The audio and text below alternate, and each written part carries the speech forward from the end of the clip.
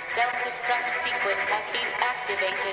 Repeat, the self-destruct sequence has been activated. This sequence may not be aborted. All employees proceed to the emergency car at the bottom platform. Okay, we lit it just like a fuse, so no need to pick and choose. Welcome to 2020, where we do more than interviews. The hottest be coming through, dropping knowledge on all of you. Get a peek at the front of you with the truth that they offer you. Yeah, hands up, we doing it for the culture. To give artists and businesses more exposure. Keeping it real and stay silent just like a boulder. It's about to go all the way down, can't get no lower. Chasing my dreams, know that they get no slower. But if I stay running, I promise they getting closer.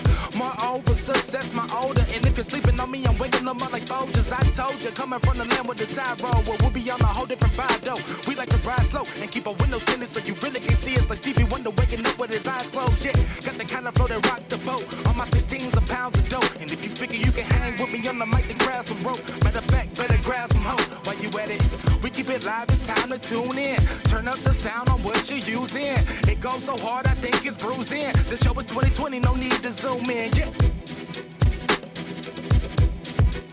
Now I can resume recording. Yeah, I'll be wild.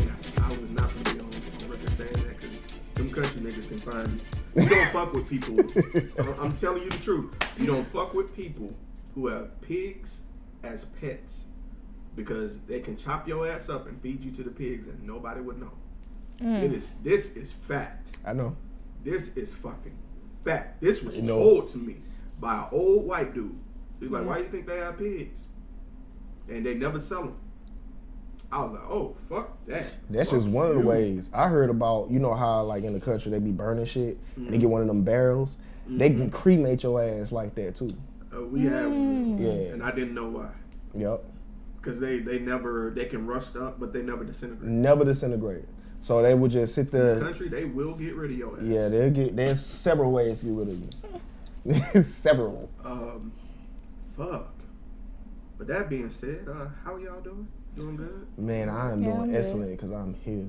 That's what we need, man. Yeah. I was telling Lynndrick how we had the think tank last time. You and I, we just sat down and just talked and just got shit out to advance further. And her and I had a conversation. I was like, we need to get Lynndrick in on this. And I think... Yeah, because when we was talking that day and we had linked up, I told him, I was like, see, you just need to holler at Lynndrick because he sound like he all into that black shit. He was like, right. He was like, really? I was Definitely. like, yes. He studies it, like embodies it. He loves it. So... Yeah, I gave him a hint. I told him I said I love demographics. Like that's my favorite. I like one of my favorite topics in school was geography, and the reason why it was so interesting was because of the people that lived there. You know what I mean? Just every time I meet somebody who's mixed, like there was somebody who was mixed with Mexican and Jew, and I'm like, how the hell did that happen? Yeah, you know what I mean? Because Jews are Jewish, and then Mexicans are strictly Catholic for the most part. So it's just like, how did you come to be? There should be a movie made about that. You know what I mean? Like stuff like that is just interesting to me. So a Jew and a Mexican walk into a bar. That's how it started. Fuck. That's crazy. Like, I wonder what kind of hair they got. They honestly look more Hispanic than they do. That's what I figured. They look more Hispanic than they do Jewish. So it's like, it's crazy. First of all, it's another story just talking about, you know, just how somebody just is mixed genetically. I feel like that's incredible in and of itself. But just culturally mixing each other, like it's just always been interesting to me. DNA. Yeah. And cultures. But I feel like it's something that is a duty for African Americans because we are probably the only group in America that don't have an ethnicity that is known to us. I agree with you on that. White people, they know they're not necessarily white. They can hop out of that race anytime they want to, and you know, every St. Patrick's Day, they take off being white and they become Irish. You feel what I'm saying? So they got that leverage that most African Americans don't have. Africans who immigrate over here, they know who they are. They're Igbo or whatever. You know what I mean? Iwe. I don't know how to say it. Just Iwe. They whatever they are, but they still got that. You know what I mean? That like Identification. That identification. You would look at me and just you would hear them say. I heard one of them say, you would look at me and think I'm just a regular black person, but no, I'm not. I have a whole country behind me. You know what I mean? That's crazy. We don't have countries behind us. You know, one of the reasons I told her, I don't know if I told you this, but one of the reasons why we have a certain relationship or certain stereotypes that we have about Asian people is because, you know, back around right after World War II happened, they put like pretty much Japanese people, anybody with slanted eyes, into concentration camps. And the only reason why they got turned loose was the pressure that their countries put on America. They have entire countries backing them. African Americans don't have that leverage whatsoever. Do you think we would ever have it though? Do you think we will ever get there to where we can identify ourselves to some degree? I think no. I think that we have made our own ethnicity through our history here. Like being an African American is so distinct that it is becoming like its own, where rather it is like its own ethnicity within its own right because of how we improvise our own culture based on the circumstances. I agree. We're completely different from whatever you come from, wherever country it was, Ghana, Nigeria, Benin. You know what I mean? No matter where you come from, boom, you here now. And it's by, what, 300 years separation? 400 years separation? Yeah, we no longer cousins to them. No. At a certain point. At a certain point, nah. No. I get what you know what I'm trying to say? So we'll never have that. The only thing that we can do is try to build together based off the ethnicity that we have here together. You know what I'm saying? That's the reason why Black unity in America is so important. Definitely. Because we all we have. We all we got. No matter where you go in the world, they got something to say about Black culture, but no one really knows what it's like to have this kind of experience except each other. They're not born in it. You know what I'm saying? White people, and you'll see this all throughout, you know, any kind of justice system in America. You'll see them if somebody white does something horrible or what have you. They always try to see the more here, like, how did this happen? You know what I mean? Like, that's the question they ask. How did this happen? But you're not gonna get the same. With a but we don't do that for each other. You know what I mean? Because we don't share that. You know what I mean? We don't share that kind of like that umbrella the same way other cultures do with Asians, with Mexicans, any other culture, except for us. That's the reason why I feel like it's imperative for us to try to figure out, just look back. And that's what I was doing. That's what I was doing. That's what led me to that, because like we was about to talk about racism earlier. That's the reason why I feel like the responsibility or fault of racism isn't held upon Black people at all. Because first of all, we didn't create race. That's true. The language you hear what language I'm speaking? I'm speaking English. I'm not in America. Yeah, and we're in America. I'm not speaking my indigenous language. I don't know what my ethnicity is. White people know theirs. They have a choice. You can be Scottish, you can be Norwegian, you can be Dutch, you can be French, you can be wherever the hell you came from in the Caucasus Mountains. But you chose to make a culture around your complexion and hold everybody else accountable to that system. We didn't have a choice. We came over here our ancestors came over here speaking a whole nother language, and how we learned English was the way that they presented it to us. Which is why I was telling her how we learned the word nigga. You know what I mean? When you were saying earlier about how poison don't know it's poison. You know what I'm saying? So we didn't know that nigga was a poisonous word. It was just a word. That's what they called us, and we just boom, boom, you know? It just happens. We see it all the time with how Americans treat all immigrants, but specifically Mexicans. They come over here, they don't really know English for real, so they learn English through how we use it. Interaction. Yes, and it's the same way. And so, you know, we kind of build what we have we make what they give us our own. And that's the difference. So I just feel like because we done had to go through all this, you create a system based on race to oppress us, to have a hierarchy where you will always be the highest because you're white. Right. How the hell do I get that burden? Good point. But I get what the argument against it is, because the relationship and action when it's applied doesn't look the same from when a Black person or a white person does it. You're right on that. But the key difference is that white person has way more leverage and will always have way more leverage than a Black person doing it. It's empty. It's empty air. It's empty air anytime a black person do it. It's stupid unless they got some sort of power, and even then, that power is shallow. It's I probably, look at it like that too. Yes. When you born with y'all being males, I look at it like this. You already got 2 strikes against y'all. You black and you're a man, because you got to go into society with 2 strikes. Yeah. So it ain't really easy to get a 3rd one. Yeah. It's really not. So it's like, I don't know. Like, I always wondered, like, why is it like that? Like, what would have to change about it? When will we make that change? Because I think it starts with us too. Yeah, of course it does. That's what I'm saying. I think it'll change when we unify. Yeah, but it got to be past that. It got to be past.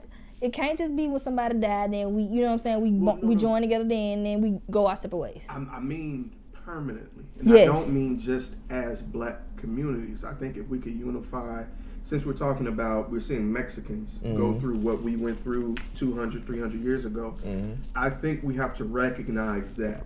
I think a lot of people are disillusioned in the fact that, oh, we're black, so we can only look out for blacks. I think we have to look out as a minority, period. If they're going through the same injustices, we have to call the spade on their side and on our side.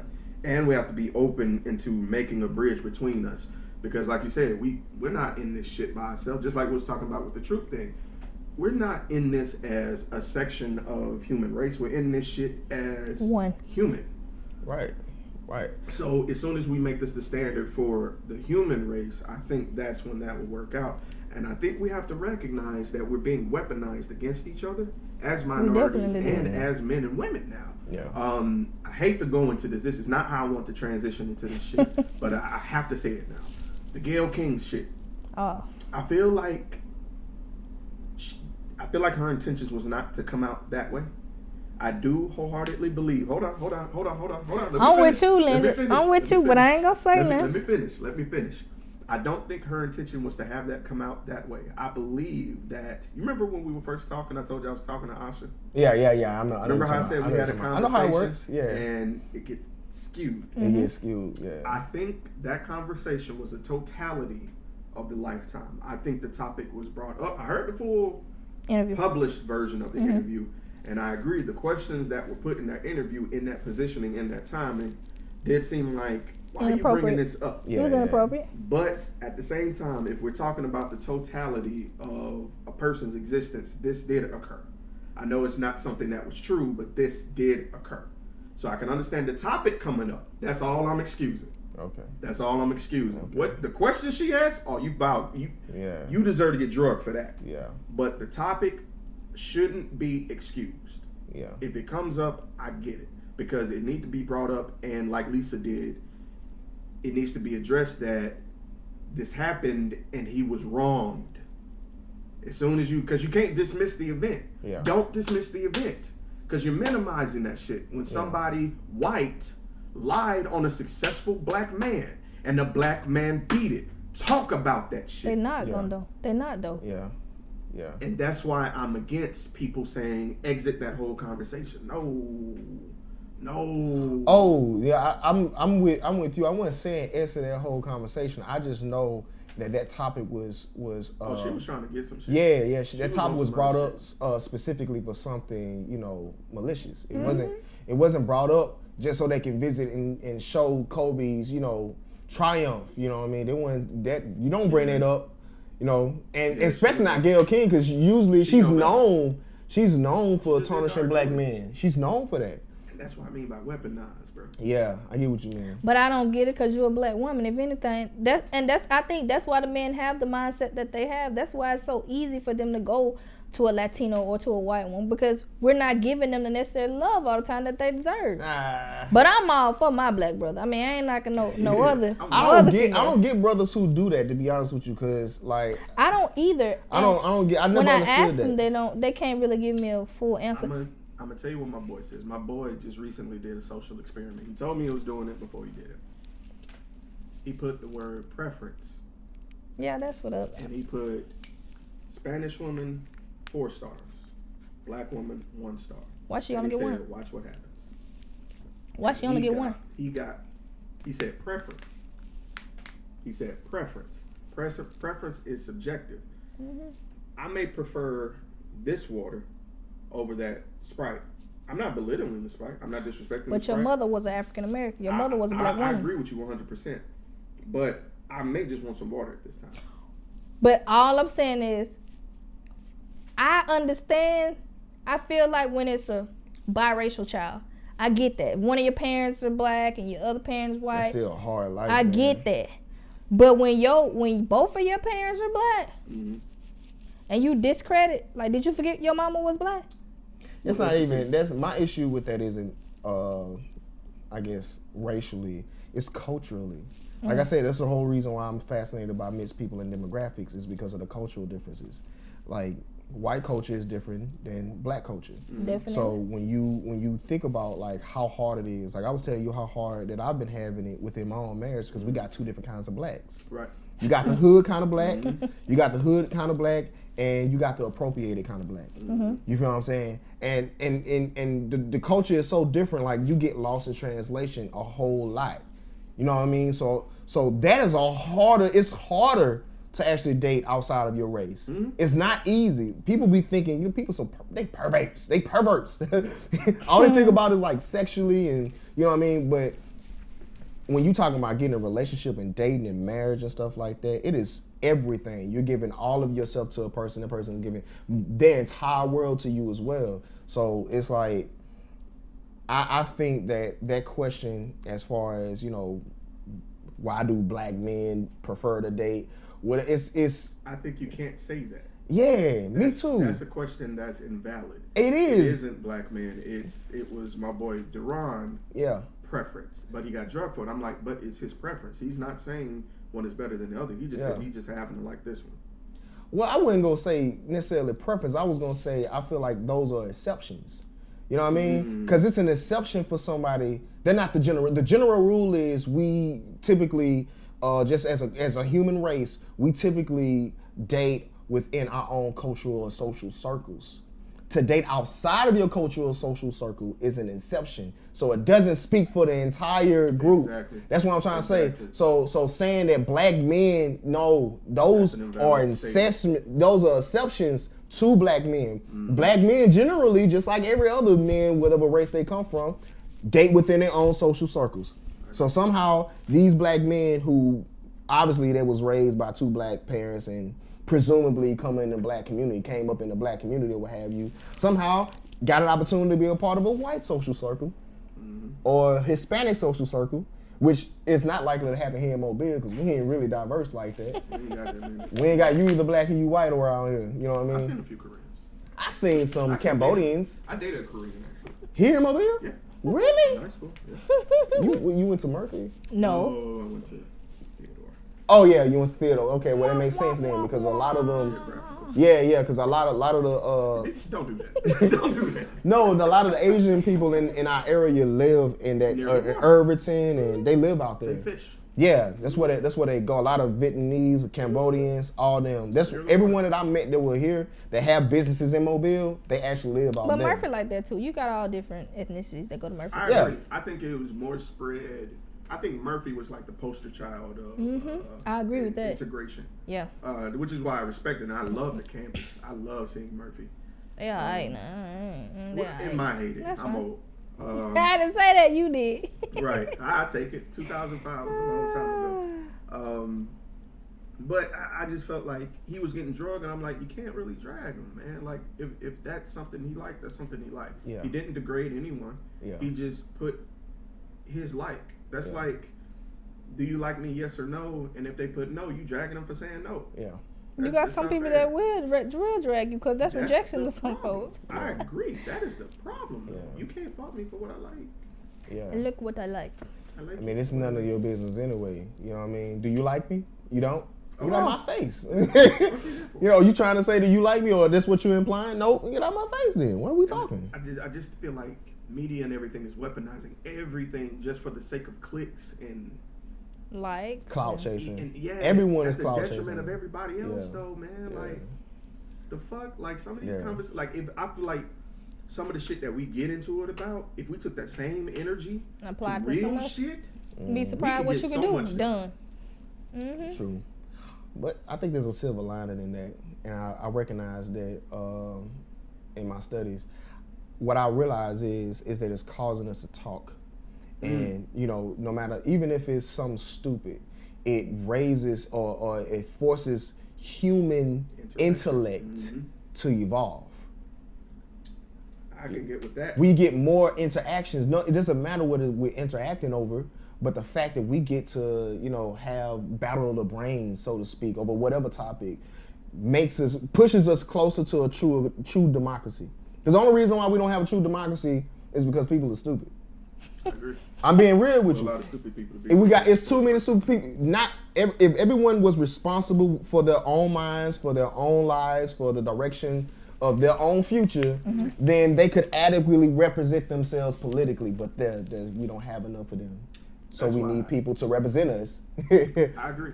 That's why I respect people who, this is going to sound bad, I respect Trump supporters who use logic and have the gall to actually post their response of why they fuck with Trump. I wholeheartedly appreciate that because it gives me that outlook instead of just blindly hating something. Yeah. Gives you the opportunity to see the other side of that table. Well, not just that, but to test their thoughts. That's the whole. It's an opportunity to test whether or not your perception is close to is as close to reality as you think it is. That's the whole point that I'm trying to make. Like I mean, it's bad. Don't get me wrong. Gotta be able to stand up to scrutiny. Exactly. Exactly. If it doesn't stand up to scrutiny, it's false. And an intelligent person would leave it behind and find out something that's more right or more concrete. So it forces us. We are evolving intellectually as a collective, as a humankind. Which, before I forget, you were saying that black people needed to move more towards just a common goal of minorities. I feel like the burden of humanity pushing forward isn't on black people. That is for every human being. I agree. I meant that from within, like within me being a black man in the black community. I can try and reach out to my fellow man and explain to them, hey, if we want people to recognize us, we have to recognize them. Yeah, I mean that's what I meant for. I get what you. I because you'd be surprised to find out how much you got in common with the next person. Of course, but we need to find out what we got in common with each other, and that's the argument I'm putting forth within black people. Because even though we may do that for Mexicans and they have similar plights or what have you, what they don't have is the same ethnicity problem that we do. It's true. They still have a country back in them, and they still have, whenever you see them, they get together, they work hard, they put money together, and I literally seen, because I used to stay in Barrington Park Apartments, and my neighbors were Mexican, and they all lived together. They were hey, yo, Chico. Yeah, they weren't not necessarily blood related, but they would work together and they put their money together to buy a car that they would share. And eventually they end up getting another car for another. You know what I'm saying? Like there's a bigger community there. They didn't got the kind of divisiveness that we have. And it all started from, of course, slavery time when they would separate our families. So the idea of unity, it has been foreign to us for centuries. Exactly. You know what I'm saying? Because look, a Mobile, Alabama nigga is different than a New York one. You get what I'm saying? Much. So like that's almost like a cultural leap. So like that's a whole different culture. They talk different. They got different slang, different linguistics. You know what I'm saying? So it's like we have to try to pull what we got together. West Side versus East Side. West Side black folks ain't like East Side black folks. So it's a lot of stuff within our own culture here that we all share as Americans that we need to patch together. That's all I'm saying.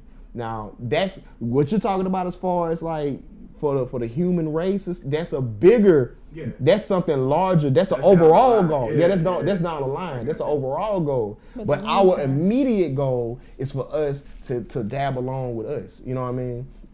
I get reprimanded in my household a lot of times because sometimes I use slang words instead of, the correct word or what have you. My wife would be like, that's not how that's said. Like, we had a conversation, we have an argument over somebody named Diana. But I know people in my family be like, Dana? You know what I mean?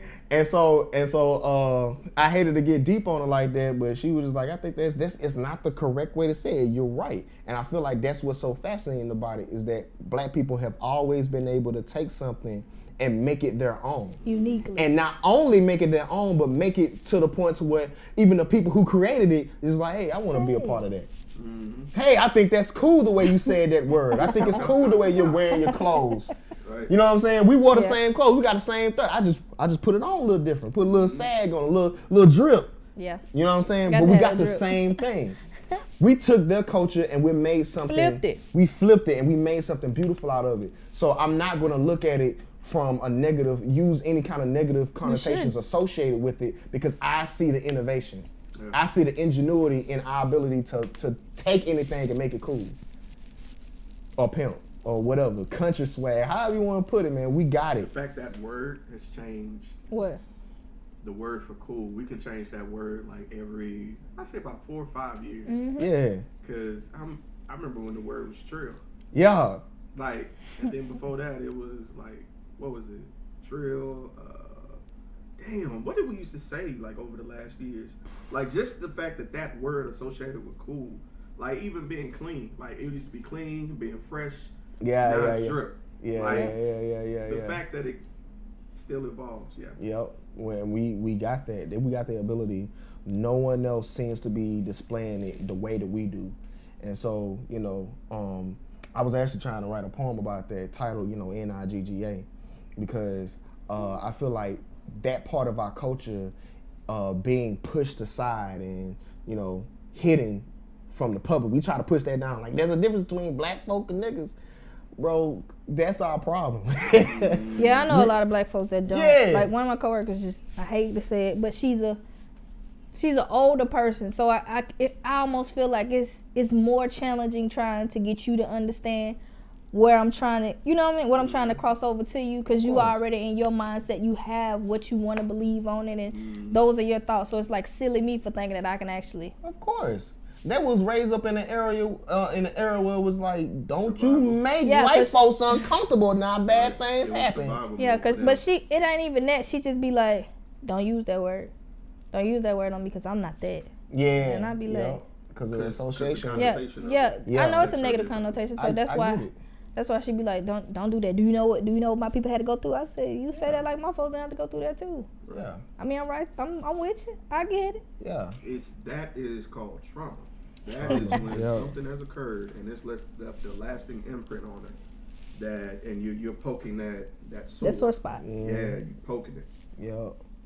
And you letting her know, like, I'm poking it to let you know you ain't by yourself. Yeah. Yep. And that's making her uncomfortable. Yeah. Because when you have that pillar that's built to Yep. protect this ideal that I'm alone in this and these young folks don't get what the fuck I went through. That pillar is the why. Mm-hmm. You create that pillar to make a reasons of why you in this situation. Mm-hmm. And as long as that why ain't tampered with, this is why I'm hurt. It's good. It's good. But as soon as somebody start pulling that thing apart, like, hold on, that's not true. That's not true. That's not true. Wait a minute, hold up now. Yeah. Don't you mess with my reality. Right. I made this so I can stay sane. I don't want to deal with that pain. That's why I hate the words. I hate these two words. My truth. Because that is the personification of a lie, period. Because you're making it conditional because you're putting yourself in it. Mm-hmm. And you can be wrong. You are not absolute. Yeah. So, man. None of us are. Yeah. We was on some deep shit earlier. Like we've been talking like. I see. Yeah, we was in it. We was in the bag for a minute. Yeah, for a long time. But I do have to hold Gail responsible. I have to. Yeah. I mean, you're Oprah's friend. Come on, Oprah, your best, one of your best. So you want to tell me you didn't have this conversation with her? I feel like in the same sense, I don't think that Oprah would be totally against that. You gotta understand. No, for real though. No. For real though, they've been friends for years, and like we know, Gail is not shy. Like I was not surprised when this got publicized that question came up from her. Yeah. They didn't blow me at all because exactly, it's not her first time being in a position like this, and Oprah knows her friend. You get what I'm saying? So I feel like to a certain extent, that's a bad thing. I feel like it's to a certain extent that maybe Oprah shares the same sentence. Mm-hmm. Thank you. She says the same sentence. I don't feel like Oprah's the spokesperson. No, she's not, because there's been times where Oprah has. I hate that shit. Yeah, try to feel like that. I hate that too, because Oprah has been against us numerous times. And I have been. not forgot. I have not forgot about it. Ain't no have been.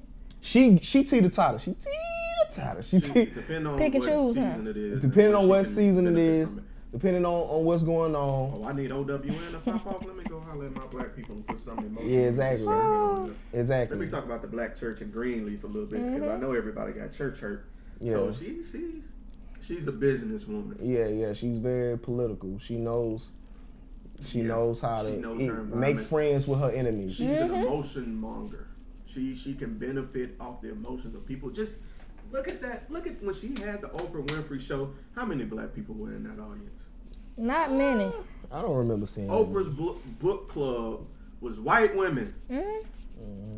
She went from talking about social issues to let me appease to these white people because these white people got the money. That's just how I feel. I'll never take away her stamp in history, but I feel like when the color of her money changed, she changed. But that's all across the board, though. I agree. Name any celebrity, and I promise you, if you, a rapper, singer, whatever, they'll say 100%. my audience changed. You start looking out, and instead of seeing black faces, they see a whole bunch of white faces. And when the white faces came, the green faces. and so you'll start seing artists change their dynamics a whole lot. Yeah. So Let me know if y'all get cold too, by the way. nah, You that's good.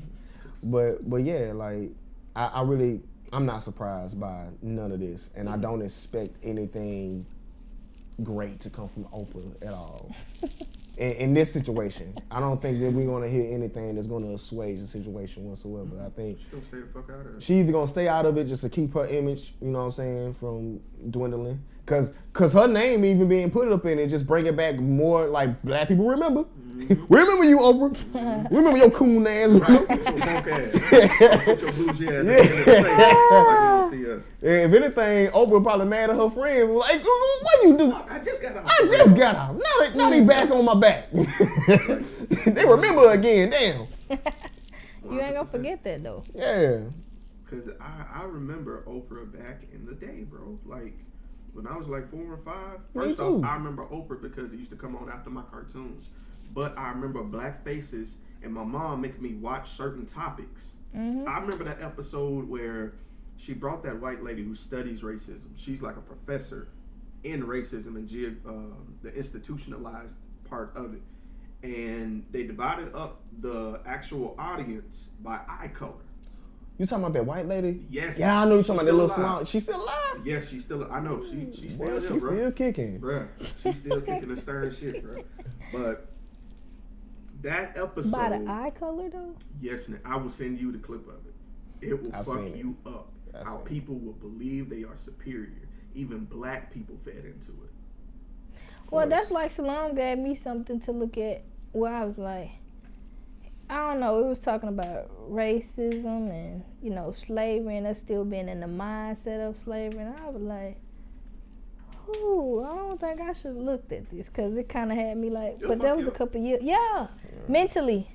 I have to gather my thoughts when you watch stuff like that because you'd be like, Right. I feel like the transition was easier from me and you because we went to black schools first. And then we went to white schools. I graduated from Satsuma. So the black schools I went to, I went to Mertz, you know what I mean? I went to Morningside. I went to Pillins, you feel me? And then all of a sudden I just went to Satsuma. Right. So I got exposed, I got a culture shock because a lot of the way, just the politics that we had within our culture at the schools, like it was just kind of like kill to be killed, you know what I mean? So somebody bump into you, you got a squad right there, or else you gonna be tested for the rest of your life. Don't think you pussy. Yeah, exactly. If you bump into somebody at Satsuma, excuse me, I'm sorry. That's a whole different culture, bro. That's all, and they actually judged each other. They actually judged each other based off what their parents did. Yep. And I was not used to that. I can believe that. Like white people didn't like white people based on their money. Yeah. That fucked my world was turned upside down. I thought white people were just together. Me too. Me too. Money is together. Yup. Yup. I heard a white person call somebody a poor ass white cracker. I was like, man, you said that? Bro, I was in court. She say this all the time. I ain't gonna say her name. When I was in court and there's a city defender, and she's like the worst defender. But we was walking in the court, and she was like, "Look at these poor white trash on top of these fucking people." And I'm just thinking to myself, "You finna represent them, Right? How the hell you can say that? You about to represent them?" So it's like, you know, I had got, I don't know, conditioned to be like, know how to be a part of that world just by, you know, going to Satsuma or what have you. And I got perspective because of that. And a lot of black people, you know, don't have that perspective. So whenever they see stuff, content like what Salam trying to introduce you to, it's more troubling than it needs to be.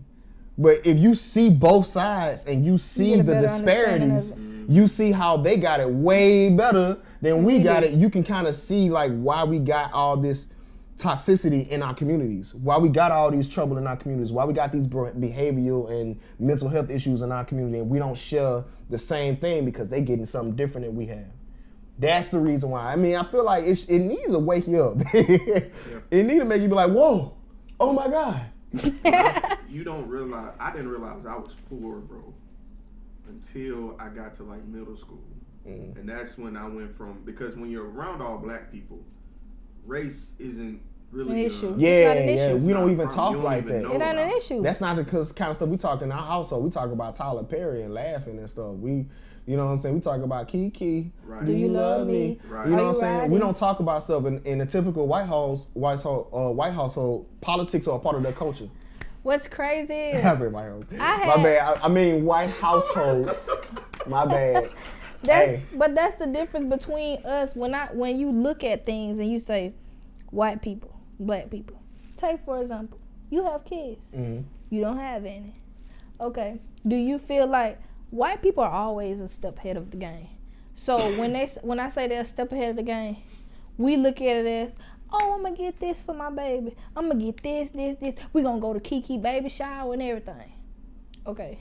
White people, on the other hand, they done already made sure whatever child it is, whether boy or girl, they took care of tuition already. We don't prepare for that. Well, they got their money together. But even if we had, some of us still wouldn't do it, I don't feel like. That's true. Because your priorities is not in check. Yeah, yes, So, you're right. You Let's understand. talk about that So shit. one of my Let's friends, do it. one of my It's friends, tax time. We need to do one of that. my Yeah. friends, no, seriously, me and one of my friends, we discuss everything. Like, that's what I love about having friends. Like, when I can literally talk about any and everything, and you ain't gonna judge me, you know what I'm saying, for discussing it. So when she said it, I was like, Q, you really think so? She was like, yeah. And she was like, think about it. White woman, scenario A. Mom, I'm not feeling well. You think you could take me to the doctor? My throat's hurt. Sure, sugar, I'll take you. We're gonna go. Let me call Dr. Such and Such to make sure I can get you an appointment. That is fucking fair. B, black woman. Hey mom, can you take me to the hospital? Hell nah, fuck nah, I ain't missing motherfucking work for you. Shit, you better figure out. You go take you something in there and get it in there. You be like, That is real.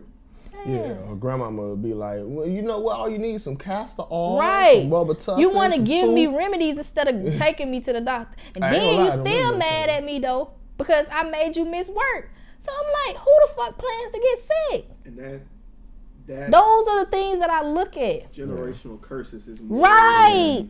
Yeah, finances is a big generational curse because it causes that belligerent. I don't know where this fussing belligerent thing started. I understand it's from frustration, but that right there, I'm gonna say is probably my priority because I have a very belligerent mother. Even when she means well, she talks down to you to get her point across. Yeah. I made that a point because I saw myself doing this while being the head of certain groups. I would talk down to people and hated myself for it. So I'm making it a point to address that, to heal that. And I feel like we talk about generational curses like I did a piece they're called it too. superstitious or, you know what I'm saying? they're Like they real. are very much real. Yeah. You being you is not an excuse anymore. If you are going to have the responsibility of bringing a kid in here, you need to heal so your kids don't have to go to therapy. Yeah.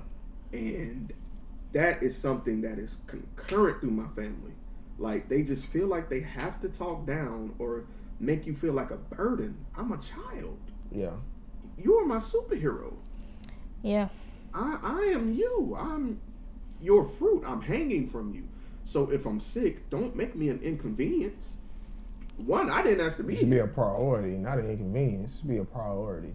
Bro, that is something I struggled with my parent for the longest. I just felt like an accessory. You know what I'm saying? That's like, crazy. Even He when we said have groceries and stuff, and I would mention that, she would make me feel like not having food was a problem I created. And it's not. I try not to look at it as something they do intentionally. It's more so because it's the norm, because that's what they're accustomed to. Poison So doesn't know it's exactly, poison. there you go. Poison doesn't know it's poison. And I know that the fact that you made sure that the S was absent in the word parent. Parent. Yeah, Parent. because that'll be point B. Yeah. No, but it's stuff like that. Like you got, I'm pretty sure you take, for example, a white kid can go to school. Their parent don't mind paying for tuition. You know what I'm saying? They can It's still a part of stay. their budget. They can still stay in the household straight. with. Yeah. They don't have to work. Versus somebody on B Island where you black, you gotta work. Your mama not finna. I'm gonna tell you something. You better get along, cause mama ain't finna. She ain't got that kind of. She ain't got that kind of money to call for you. I really feel like that's something that's just dealing with people with money. Like, cause I know white people who are the same way with that. And I'm saying, cause my mom's best friend. People say for the few that's like that, majority is not like that. Well, I say this. There's obviously a reason why the term white trash exists. You know what I'm saying? Because there's a hierarchy even within white culture. Class. Yeah, it's a class. You're right. So I've seen the same kind of. I think it's more of a culture of poverty. You know what I mean? Because I've seen the same linguistics happen between my mama's friend and her kids. You know what I mean? Like, she would talk to her kids the same way my mama talked to us, the same belligerent way. You know what I mean? So I feel like it's associated with that. But if I'm looking at it like as a bigger umbrella, looking at it from a cultural standpoint. Culturally, white people have a whole lot more accessible to them. You know what I'm saying? So there's a lot more that they can do, a lot more that they can be a part of. You know what I mean? That we can't. Even if we had it together. Even if you did have a black parent who crossed all these, you know, all these docs and all this, hit all, had the money, did everything, child gets sick, it's a priority, my child is sick, you know what I'm saying? If you had a black person that did all this, you release that child into the world, they are going to be subjected to the same circumstances as any other black child in America. That's the difference I'm talking about. And you don't see that unless you get a view of those disparities coming from the world of being in the hood and going into the world with the white folks. Honestly, in comparison, living an opulent lifestyle in comparison to where I came from. You know what I mean? I thought it was like their lifestyle was lofty and they complained about it. Nigga. They complained about it. I'm just like, hold on, your daddy here? Bruh. Your daddy here? Yeah, my dad, he's supposed to take me hunting, but he telling some he ain't bought a rifle yet, and blah, blah, blah, blah. I'm like, you went hunting with your dad? Quality time? Quality time? Hold up, your dad is over, he's beating himself up because he didn't do something for you and you're beating him down for it? What? You get to talk back. You get to talk, oh my God, where is this? Mama, I learned this at, All right. concussion. Right. Go sleep it off. Oh my God. Man, so the differences are there, and I don't think it's actually clear until you take, just like we was talking about earlier, about how just no matter what the topic is, just talking about stuff. Yeah, we don't have. We as African Americans, we don't have enough open dialect. I feel like Of course. with one another, not like we should. No, of course not. And honestly, the picture for me, even though I went to Satsuma, it really wasn't that clear until I lived in DC. When I was in DC, You got a vast difference. man, there's a super vast difference. Like a lot of the stuff that I would think it would take years for me to get, they casually just did. Like, we just got to do boom, boom, boom. Like just house, just car, it just has. You know what I mean? Like things that are just like the necessities of life. It's just for us, from the culture where we come from here, where I come from. I think the mindset is different, completely different. Of course it when you go- is. Oh, yeah. Of course it is. That's what Because the stuff that they thought of is just like, you know, like peppermint. They thought about like thought about, you know, getting a house and a car and paying rent and shit like peppermints. Like it's just a peppermint, it's just a penny. You know what I mean? Where I come from, it's just like, I don't know if I ever get a house or ever get a car. We gotta wait till tax season to come again. See if we, you know that's what I mean? I'm saying though, like, and that's the crazy part, cause I don't know, the world we live in is so crazy. You tell a child, oh, you 18, you grown, you get out of my house, but I'm really not grown yet, cause it's still so much I have to learn. I'm talking about how you grown. I ain't even on my own. How the hell I'm grown? Bro, even like when I be seeing like older men dating younger girls, like 21 years old, I'm like, she's still a child, bro. She has been dependent for 20 years of her life. So for 1 year, she's on her own. For 1 year, she's on her own or what have you. She's still a child. Bro, it takes decades to become an adult. I agree with that shit right there. You get what I'm saying? I'm about to be 30 next month, you know what I'm saying? And, excuse me. You know, my life is different. Shit different. Shit is a whole lot different. Can you guys wait? Let me get there. Like, I'm Man, May. look here. I've been here 2 years on my third. Shit changes. It changes, man. Your body works. You know, your body starts to work differently. You're not able to do some of the same shit you used to, and that's just physically. Yeah. Mentally, your tolerance goes from up here To there. What? Ain't got time for it. Like, you will see shit before coming, You and like- you will cut shit off. And it will seem like the hardest thing Preemptively. to other people. And your id gap, I don't give a fuck factor, is the lowest. People will think you're being cold-hearted, but all you're doing is you just realize my sanity is everything because only I live with me. I don't even say that. I always tell people, if I change, you got to think. People don't think. People are so quick to say, you change. Not to think, well, what made that person did I change? do? Like, Yeah. what made that person? Outside stimuli does everything. Yeah. Outside stimuli. A leaf doesn't just decay. Right. Die, it detaches from a tree. Right. It doesn't get water. The sun hits it. It dries up. It crumples. A nigga steps on it, and it's gone.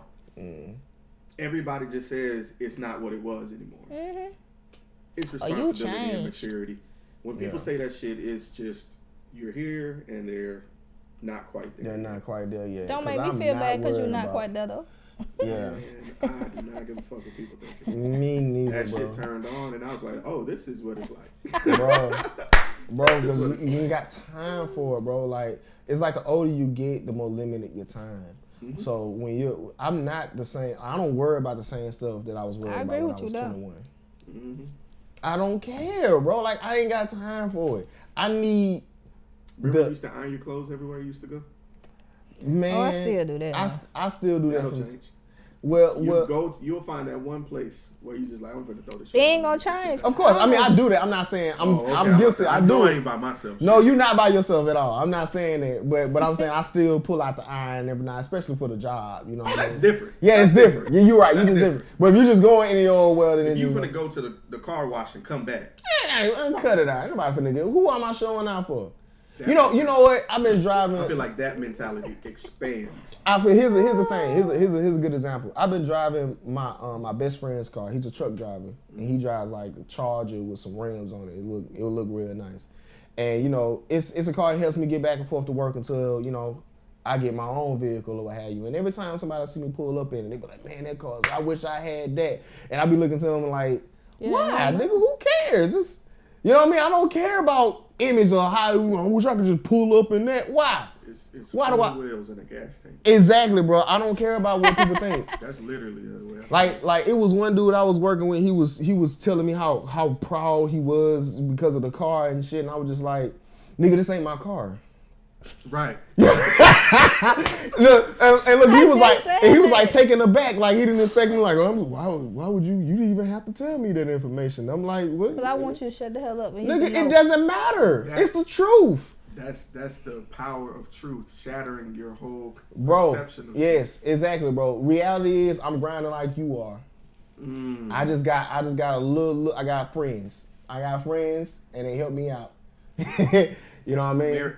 That's all it is. That's the goal. When you get to this age, what matters the most is credibility. You know what I mean? Like, I need people and things that I can depend on. I need security. I don't need something that's fleeting. Agreed. Ooh, I love that word. You know what I'm saying? I love that word. Like imagery, you know, people's perception of you, it changes. You know why? Because trends change. Exactly. That car is cool now. It is 10 years later. Bro, less than 10 years later. 5 years later. 1 year. Exactly. Niggas fighting and killing each other over shoes and clothes. Guess what? A new trend gonna happen. A new style gonna happen. And guess what? It's gonna be whack to wear the clothes you killing each other over. Don't even matter no more. Nah, he dead over some old shit because you want to be fresh in the moment. You feel what I'm saying? So it's just like I don't care for superficial stuff like that. I'd rather be me because I'm the only thing that will be constant until my death. The self-destruct sequence has been activated. Repeat, the self-destruct sequence has been activated. This sequence may not be aborted. All employees proceed to the emergency car at the bottom platform. Okay, we lit it just like a fuse, so no need to pick and choose. Welcome to 2020, where we do more than interviews. The hottest be coming through, dropping knowledge on all of you. Get a pick of the part of you with the truth that they offer you. Yeah, hands up, we doing it for the culture. To give artists and businesses more exposure. Keeping it real and stay solid just like a boulder. It's about to go all the way down, can't get no lower. Chasing my dreams, know that they get no slower. But if I stay running, I promise they getting closer. Moreover, success my older. And if you're sleeping on me, I'm waking them up like Folgers. I told you, coming from the land with the tide roll. We'll be on a whole different vibe though. We like to ride slow and keep our windows tinted so you really can't see us like Stevie Wonder waking up with his eyes closed. Yeah, got the kind of flow that rock the boat. On my 16s of pounds of dough. And if you figure you can hang with me on the mic, then grab some rope. Matter of fact, better grab some hope. While you at it, we keep it live, it's time to tune in. Turn up the sound on what you're using. It goes so hard, I think it's bruising. The show is 2020, no need to zoom in. Yeah. Period. But it eliminates that time because you get the people who follow you. When you Agreed. real, when you being real, I was talking to my brother about this the other day. I said, I got the help I needed because I was honest about my situation. You never know who's capable of doing something for you. Mm-hmm. But if you keep acting like you got it all together, or you got it, you don't need my help. And you can that person could be a billionaire. That person can be the thing that you need in your life to help you get out of the situation you in. But you too busy trying to hold it all together and act like you Mr. or Mrs. Perfect and so. But what you need is each other. Relationships are the greatest wealth. It's that vulnerability that establish a true relationship, to be honest with you, because when I see you at your barest form, outside, like we say, the bravado, the bullshit, that is the true you. Mm-hmm. And when you see the truth in person, you relate to it. I don't give a fuck who it is. If you were a good guy or a good woman, price tag don't matter. It don't. That's why that whole, and not transition, I'm just saying, that whole argument of if a woman makes more than a man, she can't be with him, or if a man makes more money than a woman, subservience and shit. I don't give a fuck about any of that. Me neither. I'm being completely real. I could be perfectly cool being a stay-at-home dad. I'm just being real. I don't even mean that from a point of being lazy. If we successful, what you mean? Trust me, I was a stay-at-home dad. That shit still work though, bro. You still gotta do work. Let me tell you, it is the hardest job in America or on the planet. The hardest job on the planet is being a parent. I believe that. Period, bro. That's the hardest job ever because you don't get breaks. The only breaks you get is nap time and bedtime. And by then, you too goddamn tired. You hadn't did anything for yourself. Mm-hmm. Your entire life revolves around people who are... Black woman snapping somewhere right Bro, you don't get time to do anything. You get time to dream, to hope. It's refreshing to hear him say it, but majority of women do take that burden. They really do take that burden. Majority of women do. And you know what? I watched my grandmother, I watched my auntie, I watched my mother and my mother's friends and stuff. I watched them go through it alone for a while, dealing with men's ego. And so much so, they were so bitter that they would tell me that I probably ain't gonna be shit when I grow up because I'm a man too. Mm-hmm. And you know what? That stuck with me and it made me, like, it was just it was imperative for me to be a better man. You know what I mean? Like, I have to be better than whoever came before. Like, I'm not going to be, my father. I'm not going to be like this, even though my father's a cool dude. But for real though, no. Sidebar, he's cool dude. Yeah, my dad. You that nigga. Yeah, my dad is pretty cool or what have you. But I'm Daryl Johnson 5.0. You know what I'm saying? I'm way better. I'm built. You know what I mean? So I feel like parenthood is just horrible. I agree. It is such a job. It's such a responsibility. It's beautiful. You know what I'm saying? That you get to see, you know, children grow and learn and they're cute and blah, blah, blah. That shit get old after the first week of them coming home from the hospital. Trust me, you don't get no sleep. Sleep is your best friend when you're a parent, bro. Sleep. Can I have some sleep, sir? Just an hour or two. Not much. My wife yesterday, we had an all day because yesterday, like, birthdays go back to fact. Dominique's birthday was the 6th, Thursday. My mother-in-law's birthday was Friday. My nephew's birthday was Friday. And then King's birthday is on the 6th. On the 8th. Yesterday was her birthday. My wife was so tired, she set an alarm clock for 8 minutes just so she can get 8 minutes of rest. Bro, look. So I was just on going. Yes. Going. Yes, parent. That's why it's so hard to juggle so much to have something personal because it literally takes so much all energy away from you just to keep a little human being's world together. You know what I'm saying? It takes so much, and you know what? And I can see now why, you know, the kind of person that my mother was, the kind of person that the people that came before me, I see why they were so belligerent. They didn't have. My mom was young when she had me. You know what I mean? She didn't have that character. Yeah, she didn't have that character to deal with her own emotions. So I ended up getting the back end, just like you got the back end, and how it's just typically the way of African American culture now. Because we end up having kids, it's kind of typical for us to have kids before we're ready. Yeah. And I'm not just talking about age, I'm talking about financially. Oh, that's why I'm at. You know what I mean? Yeah, and mentally. I'm not there. You can't even love or take care of yourself.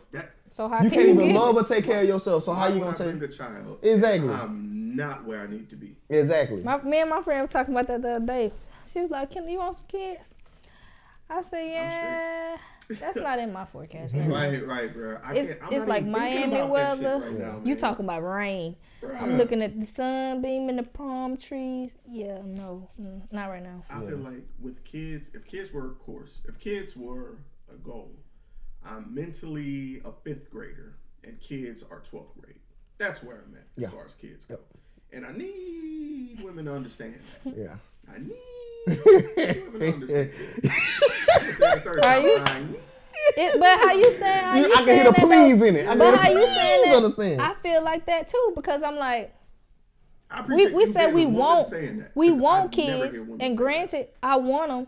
But do we oftentimes think about everything that's entitled that comes along with that child? I don't think they do. Like this one does. This one does. Most people do. This one does because I'm like, okay, like I brought up the tuition thing. I think about that. I think about, and people go, well, I know us as black people, we don't think about the tuition, but I bet your baby got the new Jordans. I bet your baby got the new phone parts. I bet your baby got the new this, new that. And the money that you bought with that, that could have been in a college fund somewhere. Yeah. So, I think about it. And I look at my niece and nephews and I go, I'm thinking about your future, man, because you're not going to be a child forever. That too. I tell my wife this all the time. I said, I'm raising women. I'm not raising little girls. Right. They're little girls now, but they're going to be women. And that's what I tell my parents. I strive to be better parents. There's no disrespect to y'all. But I just have to be, I have to make sure that my children has everything they need. And because I feel like, I think when I seen the movie The Hate U Give, and I was looking at, what I loved about that is how that man wasn't afraid to talk to his kids and let them know the way this world is designed, because it's not all roses as we like to put it. So I mean, it's good to be open and honest with your kids, so that way they're not like, oh, well, mom, you said no. Nope. Guidance is key, man. Exactly. That is my goal. A little is, me. Yeah. Running out there? No. No, bro. I feel like people, people are the protagonists of their own story. Agreed. So when you have kids, your role changes to supporting character. Exactly. And is everybody okay with that though? That is crazy. Everybody not okay with that though. No, not everybody. Not everybody is. That's my point. That's Not my everybody. point. That's where that neglect comes in. That's my point. Yeah. And that's the reason why I don't have them, because I ain't ready. I love that ain't honesty. afraid, but I'm not afraid to say. That's fine. I'm selfish as fuck right now. That's I'm cool. thinking about me. I'm trying to get me. So if I could be a better me, I could be better for you. Yeah, and and if everyone. I'm not there, right. That's and if just I'm not intelligent, there, man. That's just an intelligent decision. I don't feel like I need to be trying to think about no kid. And every also, time I say that, there's like almost 8 billion people on the planet. I don't think we need to keep Rush. We can hold off on the We can hold off on procreating as a human species. I'm just talking about we straight. If you want a kid, you feel like you down, just adopt. Because there's a lot of people who don't have and love. I feel like that too. Like it's so many kids that's out there that needs it. But I'm like, why nobody ever thinks about that? Like that's got to be the last resort. Why is there a negative stigma on adopting? I don't understand why. I don't know, but I tell you why. Because that same friend I was having that conversation about, the blacks and the white. She's a social worker. Oh, I would love to pick her brain. So a social work major. Well, she graduated in July, but a social work, huh? Shout out to you. Quetta, shout out to you. Quetta, but a social work major, cause she was like, Kenda, cause we always discuss that. I was like, I'm big on that. I was like, I want to adopt a kid. And she's like, no, you don't. She's like, what if that kid, you adopt that kid, and that kid be every fucking thing you can imagine except for what you want it to be. Yeah. And I was like, it's gonna happen either way. Whether right, that's what I said. It could be, she was like, but she just gave me a whole bunch. One thing I hate about social work majors, I ain't gonna say I hate. Their mind is so facet. They have so many different scenarios that's thrown at you. So you like, wait a minute, and then you throw another one at me. And I'm like, wait a minute, I ain't even digested that one. Wait. Because of experience. Yeah. So I think the mindset different, but it don't change my mind because if I really, really want to adopt them, I am. I feel like you should adopt. I feel like it's too many children out here that need help, that can't get it, and yet. Yeah. And what let me say. People put that stipulation on. What is blood? What is blood? Bro, I don't know, cause I got friends that are more loyal than my own blood. Ooh. So, bro, friends raised me. I got so many surrogate moms. I know I do. I told you about my life. I know I do. I had like 3 surrogate moms after my mom denied me. My mom didn't want me no more. I had my best friend's mom. My ex-stepmama. Ex-stepmama. Yeah, because she ain't stepmama no more. And I had funny. and I had my grandmama. I had my grandmama, man, and they really. Shout out to motherfucking grandmamas. Please, bro. Jesus Christ. Please. Mother, I miss you. Man. You want to talk about who didn't take shit? Now, Mother, I see where the belligerent stuff came from. Mm-hmm. But she would be belligerent on the bullshit. And I think that's where my mom missed it. I think that's what she missed. I think that's where it went over her head. Yeah. She would call a spade to you if you brought the bullshit to the public. Yeah. If you're going to air it out as bullshit, all right, I'm finna challenge it like we were talking about. Yeah. That's what she would do. That's why I missed her so much. I only had her for 10 years of my life. But I appreciated it because more when than my mom some would get, be though. on a tangent and Mother was right there, she'd be like, hold up. Nah, you ain't finna do that. So you got 10, I ain't getting She done overridden a bunch of whoopings I was supposed to get because of some shit that wasn't right. Yeah. She was like, you're not gonna whoop him over some shit he did because of you. Right. And that, I was like, so I'm not crazy. So I'm not crazy. So to get somebody who to validate you to make you feel like you're not crazy. It's refreshing. It's important. Man, hear what he said. Important? Not refreshing. No, it's important. Like it is. Refreshing is like, Sprite. No. And important is like, I need this sustenance to survive. Because I didn't know. I'm like, is this how it's going to be? Is this how it's going to be? Because that's what you are as a child. But I only said refreshing because it's not every day people are able to identify with that. That's but it needs to be something that is an everyday thing. Like you Agreed. And I had this, like, I keep bringing up my wife. I keep having this conversation with my wife about how she needs friends too. Because I get, she gets mad at me because I talk to my friends sometimes. Oh yeah, you can. Well, not specifically all my friends, only particular people who I know who's just like there for our marriage. Right. You know what I mean? Like my brother, my father, and my best friend. So no matter how angry if I vent and I'm just like, I can't stand this bitch, I hate her. You know what I'm saying? They just like, all right, hear you. Boom, back to the job. Back to the job at hand. And I feel like if I ain't have that, I would have been in just, you know what I'm saying, been in sign of papers. You know what I'm saying? I would have been turned to Ursha. You know what I'm saying? So it's like she just didn't know, she don't understand how, because she don't really have friends like that.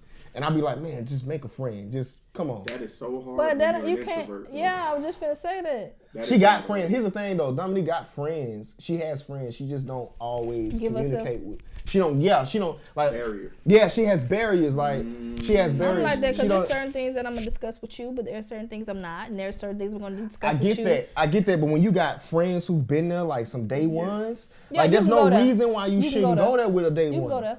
You feel what I'm saying? Like you should just be able to go there. I'll tell you exactly what you don't want to hear. Exactly. You comfortable with that. Exactly. You don't need no yes man. But it's always. Yeah. Okay. I'm never mad at somebody telling me about me, right? But it's not what you say, it's how you say it. So I can hear what you're saying.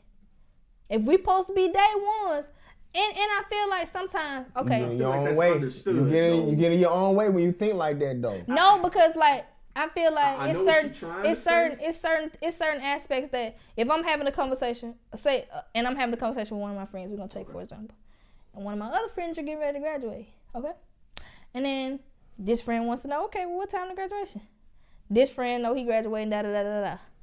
I tell this friend, and then you say you get mad at me because I give you the time and date, but you get upset with me because I said, well, maybe you need to call this person that you're asking all this stuff about. Not to be rude, you need to call them because they got all the questions that you want to know. They got the answer to the questions that you asking me. Just go and call that person. Okay. Wait, I'm not done. Okay. So then you say, well, does that person want me to fellowship with their family? My response, that's a given. That's me. I'm not going to go to your graduation and not be able to go and converse with your people. That's how I am. That's what I mean when I say that's a given. It's not to disrespect you. It's not to mean nothing malice or anything about it, but that's me. I don't have to think on that. That's a given. So when I say that's a given, don't turn this and say, what you said? You say, don't turn this and say, don't think for me. Excuse me, I'm sorry, I'm not thinking for you. Versus how they perceive it. Yes, lost in translation. That's why I said. That's why I said she getting her own way with that because. How am I getting my own way? Because you know who you talking to. I know who I'm talking to, but I wasn't even through with the conversation though. So it's still more. No, I wasn't talking about the situation you talk about now. I was talking about a previous statement you had made. What I said? About it's not about what you say. It's how you say it. I was speaking in relation to that. Okay. Like, when you let how someone says something get in the way of the information that they're actually trying to give you, you're getting in your own way. That is what I'm saying. He's speaking from but I wasn't even mad at what you said. I could take that. Yeah. I could take what you threw at me. I'm just trying to understand why did you feel like that needed to be inserted in that particular conversation. Mm-hmm. Yeah. So it got me to thinking, but damn, how long you been feeling like that? Like that's all I'm saying. So I'm not mad because like I said, we have those open conversations. Yeah. I'm just trying to see why did you feel the need to interject those thoughts that particular time, that particular day. That's all I'm saying. I get it. I feel like I got an answer to something I already knew. When we was talking about the translation earlier today, getting lost in translation, I feel like it's soda drinking ass nigga. I'm bougie because I drink water. Yeah, I drunk some of that too, so don't do that. Well, it is a fact. There's different levels of communication. Agreed. And I feel like a lot of times, quite often, most women, whenever you're talking to them, they're not just listening to what you're saying. They're watching your mannerisms. They're trying to feel your energy and this and the third. So Thank you for understanding that. Thank you. Yeah, I get that. So, and that's how we get lost in translation. Looking at all those things. Yeah, well, I wouldn't necessarily say just looking at those things, but furthering, like inferring about those things. You know what I mean? Getting elaboration about it. You can't make conclusions about something you don't have any concrete evidence over. So if it feels like, just by the way that you're saying it, it feels like you're implying this or you're implying that, verify. Well, no, I don't have a problem with saying, okay, can you go into depth? What did you mean as far as you said it as if such and such. Well then, elaborate. Is that how you feel? Because you said it like, as if, what I'm saying, you're implying you this. Anything wrong? It was lack of communication that caused that conversation to occur. Yeah. That's what we were saying. It's all if you're gonna have emotions towards a statement, you need to be articulate enough to convey that and have the balls enough. I'm gonna say it. Hate to say balls because I don't mean balls in the situation. I know what you mean. You need to have the gall to bring it up to ask. You don't need to lean not on your own understanding. Please not. Especially and I'm one of those people too. I try not to lean on my own understanding, but I do take the time. So, like I say, I don't mind saying I'm sorry. It may take me some time to gather my thoughts, and I be wanting other people to gather their thoughts too. They will not let you do that shit. You're not lying, but I need that for me. Yes. That stimulates my mind. So I need you to understand that when I do come back to you, I'm coming as a clear-headed individual and not just frustrated, angry, upset, emotional. Why do niggas not get that? Like, that's how I am. Why do niggas not get that? I'm just going to be translated. That is the problem I have with my girl. What? Me and Ashley, I'm just telling, got into it over some shit about that. She wants to discuss, I guess I should just tell her the story. I might edit this shit out. But anyway, what happened was we were having a conversation and we were talking about my cousin who we go to church with. We just found out we all went to the same church. My cousin likes to talk a lot. I know this because I know my cousin my whole life, literally. Yeah. So she was like, yeah, your cousin like to talk a lot. And we were laughing about it. And I was like, yeah, you got to know when to kind of bag back and let them go and then you jump in at the end and end the conversation. She was like, yeah. And she was like, wait, you ever did that with me? I was like, yeah. Y'all want some candy? Hell yeah, you busting them out, what? What you got there? Are those? You know. Gummy worms? Them gummy worms, my Let me G. get 2 of them. I'm finna get your own pack. My own pack? I'm sorry. But keep This talking. episode is sponsored by Candy. Trolling this hoe. But You stupid as fuck. she basically took that conversation and said that I was making her born like she talks too much. So this is what she did. When she took that, she got quiet. When I said my statement, I was like, yeah, sometimes you talk about stuff and I go on autopilot and just listen. I told Lynndrick. So you just observing the situation? Yes. Okay. She took that. I ran with it. She got quiet. But when she gets quiet, I know what she up to. What's she up to? I told Lynndrick, I counted. She got quiet for 6 seconds and was like, well, I'm going in the house or something. She was trying to end the conversation. So I let her. I ain't gonna back off. I ain't do shit wrong. I feel you. She hung up. About not even 8 seconds, she called back. Hey, I'm gonna say this and I need you to listen. And I'm like, oh, this shit ain't gonna fly. So she was like, basically you said, and I stopped it right then and there. I was like, you all ready for to sum up my words? Instead of giving me the opportunity to say what I said? Or just taking it for what I said? Instead of taking what I said, she took my words and twist them and digested them and made it into a situation where she's emotional now and calling me back. But that's the problem, though. She did that within in the context of her emotions. Instead of just taking the time that she needed to think on it. She doesn't recognize that. And you and I had a conversation where I gave you a situation and you said, well, y'all are cut from a different cloth. And I agree. Our circumstances are different emotionally, financially, family-wise, 2 different people. Yeah. And so I make decisions based on logic. She does on emotions. And I have to check her sometimes because I'm like, yo, I understand that this makes sense to you, but it's wrong. Yeah. Logic can still be logical, but it can be wrong. Emotions can still seem logical, but they're wrong. You were wrong in this case. And she gets wrapped up. She gets pissed off when I challenge that. Of course. Yeah, because don't nobody want to be wrong. Bro, and me and him were just talking about that. Like, being wrong is like the biggest blessing that God has bestowed. I know. upon I us, agree bro. with Like, you on that. like- I agree like, with you. I don't know. I don't fight being wrong. Like, I love being wrong. I love failure. Cause it teaches you some real shit. You actually grow. You actually learn. That's what I'm saying. Because I ain't gotta bump my head. No more. Yeah, That's the yeah. last You don't have to bump your head no more. That's the whole point of being wrong. You know what's there now. I didn't know before. I'm sitting here jabbing in the dark, and I got a little bit of light now. I was wrong about this. You can run a simulation 1,000,000 times, and you can get whatever wrong. Now you know. Now you closer to right. You're closer to right. You know what I mean? And so, you know, I'm not okay. It's perfectly okay for me to be pointed out because it helps me be better. Like I said before, it helps me be better, not just seem better. And that's what a lot of people try to do. They just want to seem better. They don't want to become better. You know what I mean? I want to be better at my core, not be better on the surface. Fact.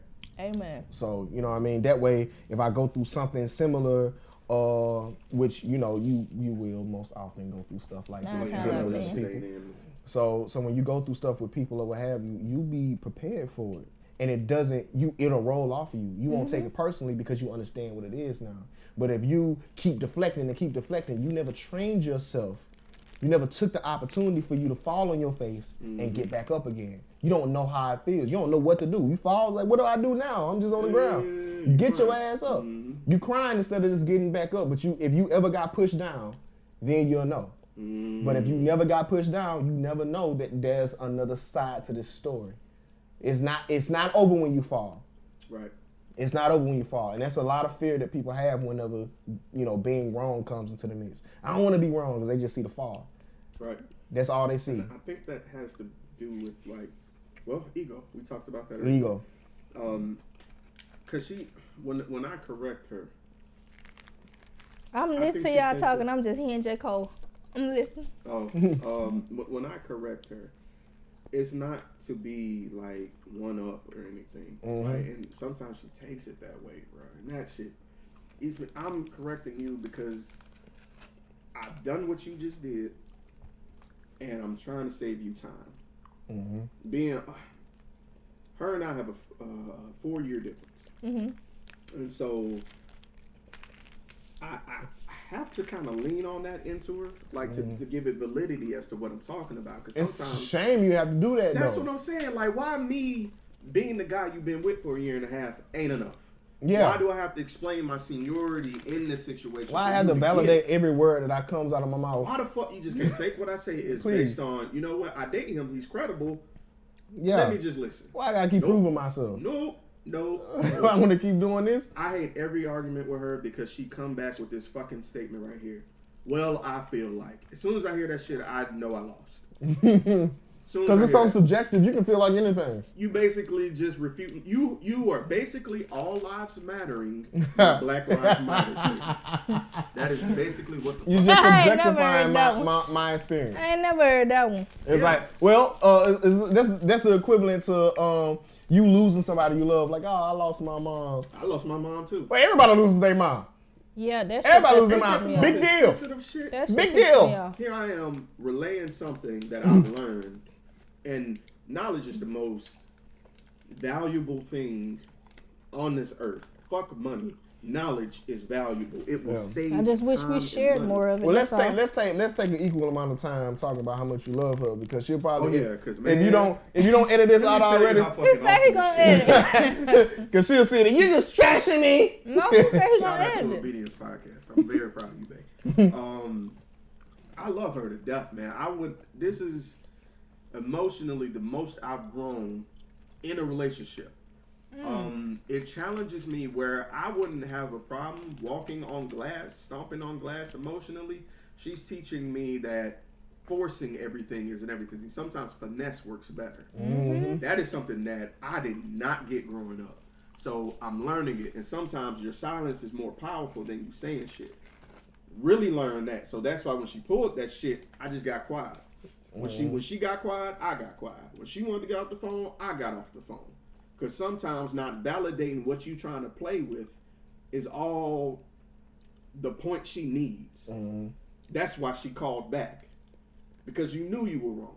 Yeah. And now you want to Now address you it. want to You want to see how far it would go. It went that far, and now we in it. But anyway, I still love her to death. She's the sweetest woman. Bro, it's you know, it's ironic because that's the same thing Dominique gave me. Mm-hmm. Everything was done by force. And actually, when we was first together, and I guess like in our first year, we didn't really argue too much except for like one really major argument at our engagement party. And because I was raised by belligerents, I was belligerent with her. Mm. You know what I'm saying?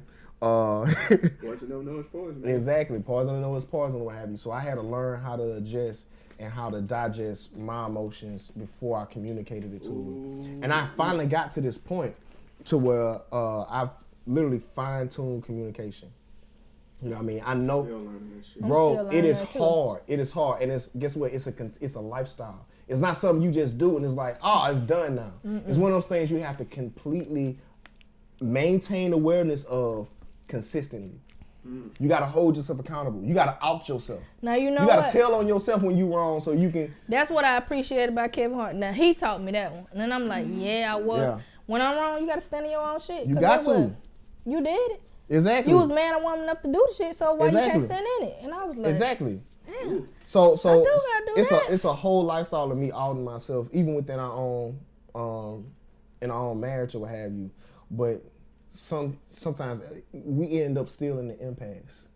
And at this point of me making all these changes and rearranging the way that I talk or letting myself take a break, man, like just walking, just going for a walk, doing some pull-ups, some push-ups or something. Because I used to have some real deal anger issues that I just did not know how to manage, but I did it for her so that we can talk. But we still end up having this same impasse, the same place where you and Ashley have been back and forth on, which is the reason why I was talking about the topic translation, because I feel like at this point, because I did everything right now, you know what I'm saying? It'll be different. I can still blame it on that. I can be like, okay, I still got anger issues. I still got this, that, and the third. You don't got that no more. Yeah, I talk at you. You know what I'm saying? I used to do that. That's what I used to do. That's what I knew. That's where I came from. And I had gotten so accustomed to it, I actually expected the same from her. You know what I'm saying? And it actually made me feel a little bit insecure that she didn't do it. You know what I mean? Because that was what my expectation was. I was used to a fiery kind of woman. You know what I mean? Just blah. You know what I mean? I know what to do with that because I was trained. I've been conditioned to do that. Not only within me growing up, but just with the women I dated. That's crazy. I'm used to hearing women say that. Mm-hmm. That right there. I'm used to fucking women hearing that. Refreshing. Wow. Yeah. So, AKA important. Yeah. AKA important. Yeah, but you know some slogans in this bitch. Yeah. But after a certain point, I realized that I had to work with the person I'm with, and not from the world I came from. And you know, and a lot of times when we get into a relationship, that's what we do. We try to make our partner's acquiescence to our world, to us, and how we see things. Amen. And I had to learn her language. Oh, and so now that I have learned her language, so to speak, or what have you, I thought I had it all solved.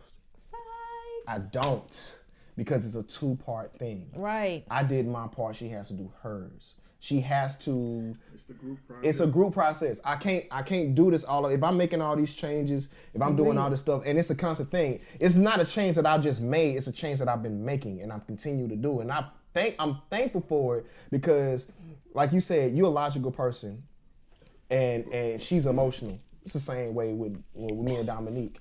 I'm a logical person. I never did anything. Before I met her, I didn't do anything I wasn't sure of before I did it. If I ain't have a contingency plan for it. Swear to God, that's me right now. Bro, if I ain't have a contingency plan for it, I didn't do it.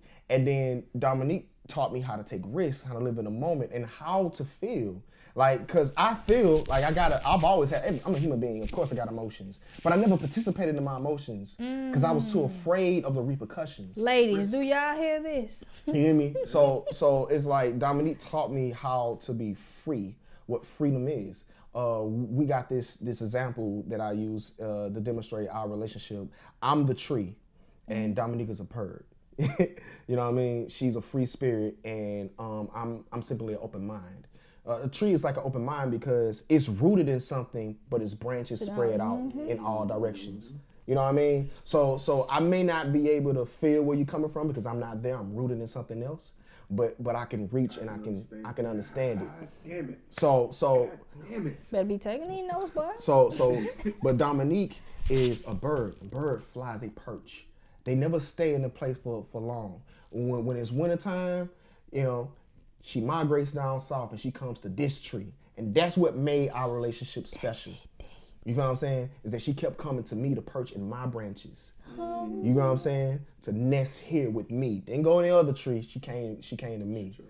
Exactly. And as hard as my branches were, as tough as my boughs were, and sometimes I wasn't always bearing fruit. She stayed with me. You understand what I'm saying? So when I made changes and I started, you know, leaning back into the sunshine and basking in the rain a little bit. Did that made you self-reflect to realize the woman that you have? A little bit. A little bit. A little bit, because now I'm bearing fruit. I'm bearing fruit, and I'm actually changed. I'm actually prepared to go. I feel like it should just be perfect from this point, because now I've kind of like gotten to a lifestyle of me always addressing my issues and holding myself accountable, which started for her sake. To be honest with you, it started with her sake, because at that time I thought I had it all together. If I'm being real, I thought I had it all together because I had survived so much. It sounds like y'all kind of switch roles in a sense now. Yeah, it does. It feels like that too. And a part of me, I ain't gonna lie, resents her for it, because I come from, like we've been talking about, I come from a long line of women who never had a man like me. So it's like, you should be grateful that I'm even doing this. You know, so a part of me like, man that they didn't have. yes, I'm like, I hear that every time my sister comes over, or my mother, or even my mom, even my grandmama, what have you, they wish they had a man like me. I'm like, I did it. I've done it. That's my trophy. My trophy don't come from, you know, EGOT. It don't come from, you know what I'm saying, in a form of anything that, you know, any man can manufacture. It comes in the form of the women who pretty much put me out there. But it's one thing you said that stuck with me. What? She stayed with you through all that. Yeah. So that means that got that same patience that she had. You got to have that. Of course. I've been saying that to myself, and that's what I think that's the shit that hurts the most. Yeah. Because we talked about earlier, what's important to us is time. And time is logic and love, fleeting forms aside.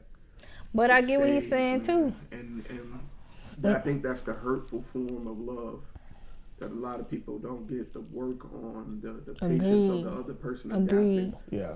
And waiting on that larva to turn into a butterfly. Like that.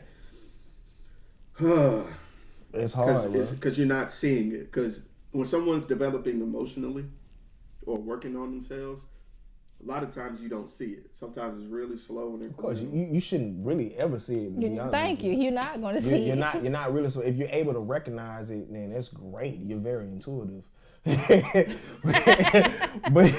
but you're not supposed to see it. You're just supposed to believe in them and put that faith in them.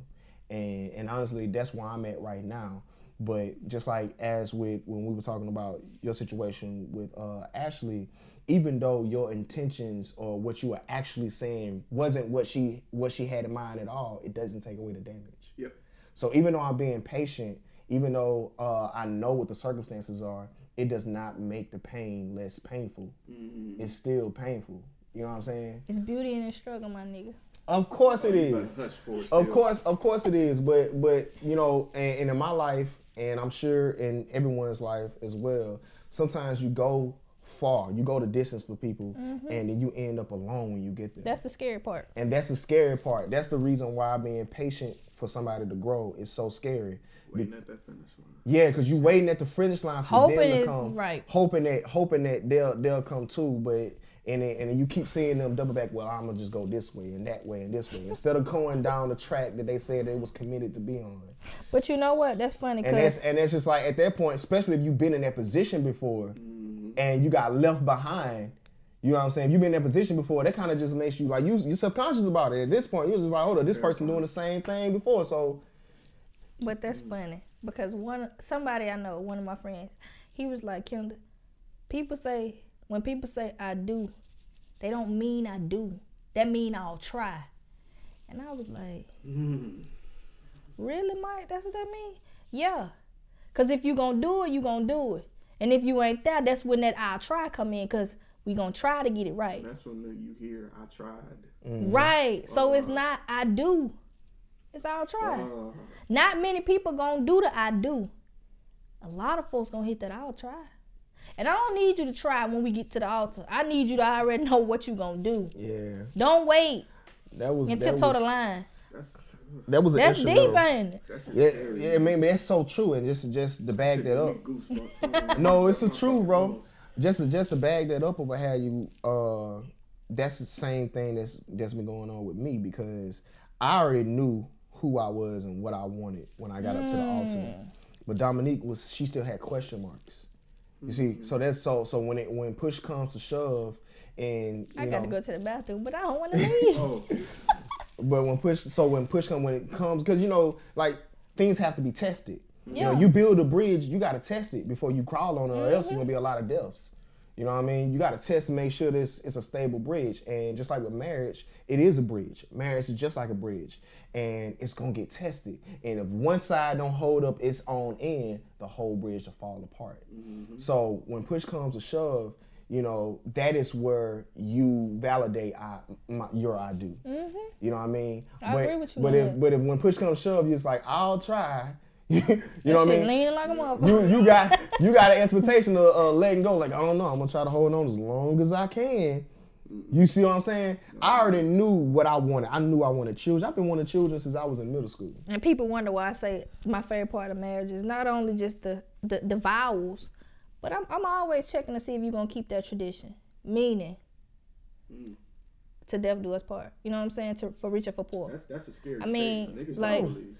Bro, you could say it, but like he's saying, you gonna be tested. Bro, and I'm ready for. I'm ready for every test. I told Dominique, I said, when I say I'm gonna die for you, that means I would do everything up to my death. Anything in between. Niggas say they'll die for you, and then bro, the ass for you when your ass don't work. No, I'm being real. Yeah, it's for real though. Real. I've seen divorces happen because someone became a paraplegic. I have to. I think, and you know what, me and my coworker be talking. That is messed up. Don't. Yeah, that is fucked up. But there's where your vows come in at. That's what I'm saying. You know what happened? She become a paraplegic. I have her verbally give me verbal consent every time. Oh. It's like, hey, do you agree to what's about to transpire? I know you won't feel it, but do you agree? Oh my God! You gotta have consent, otherwise it's rape. Whether you're married or not. So you gotta be like, do you agree? You don't feel it though. I don't know, man. I don't know. KY jelly. I'm gonna pause on that. The self-destruct sequence has been activated. Repeat, the self-destruct sequence has been activated. This sequence may not be aborted. All employees proceed to the emergency car at the bottom platform. Okay, we lit it just like a fuse, so no need to pick and choose. Welcome to 2020, where we do more than interviews. The hottest be coming through, dropping knowledge on all of you. Get a peek at the front of you with the truth that they offer you. Yeah, hands up, we doing it for the culture. To give artists and businesses more exposure. Keeping it real and stay silent just like a boulder. It's about to go all the way down, can't get no lower. Chasing my dreams, know that they get no slower. But if I stay running, I promise they getting closer. Moreover, success my older. And if you're sleeping on me, I'm waking them up like Folgers. I told you, coming from the land with the tide roll. Well, we'll be on a whole different vibe though. We like to ride slow and keep our windows tinted so you really can see us, like Stevie Wonder waking up with his eyes closed. Yeah, got the kind of flow that rock the boat. On my 16s of pounds of dough. And if you figure you can hang with me on the mic, then grab some rope. Matter of fact, better grab some hope. While you at it, we keep it live, it's time to tune in. Turn up the sound on what you're using. It goes so hard, I think it's bruising. The show is 2020, no need to zoom in. Yeah. Call it spade to spade. I feel like that shit a superpower, bro. I don't. Maybe it is because y'all making me feel bad now. It's like a military training thing. Like it's so easy to lie, man. It's easy for maybe because of training. It's easy for me to tell the truth because it takes so much energy to put forth effort to lie.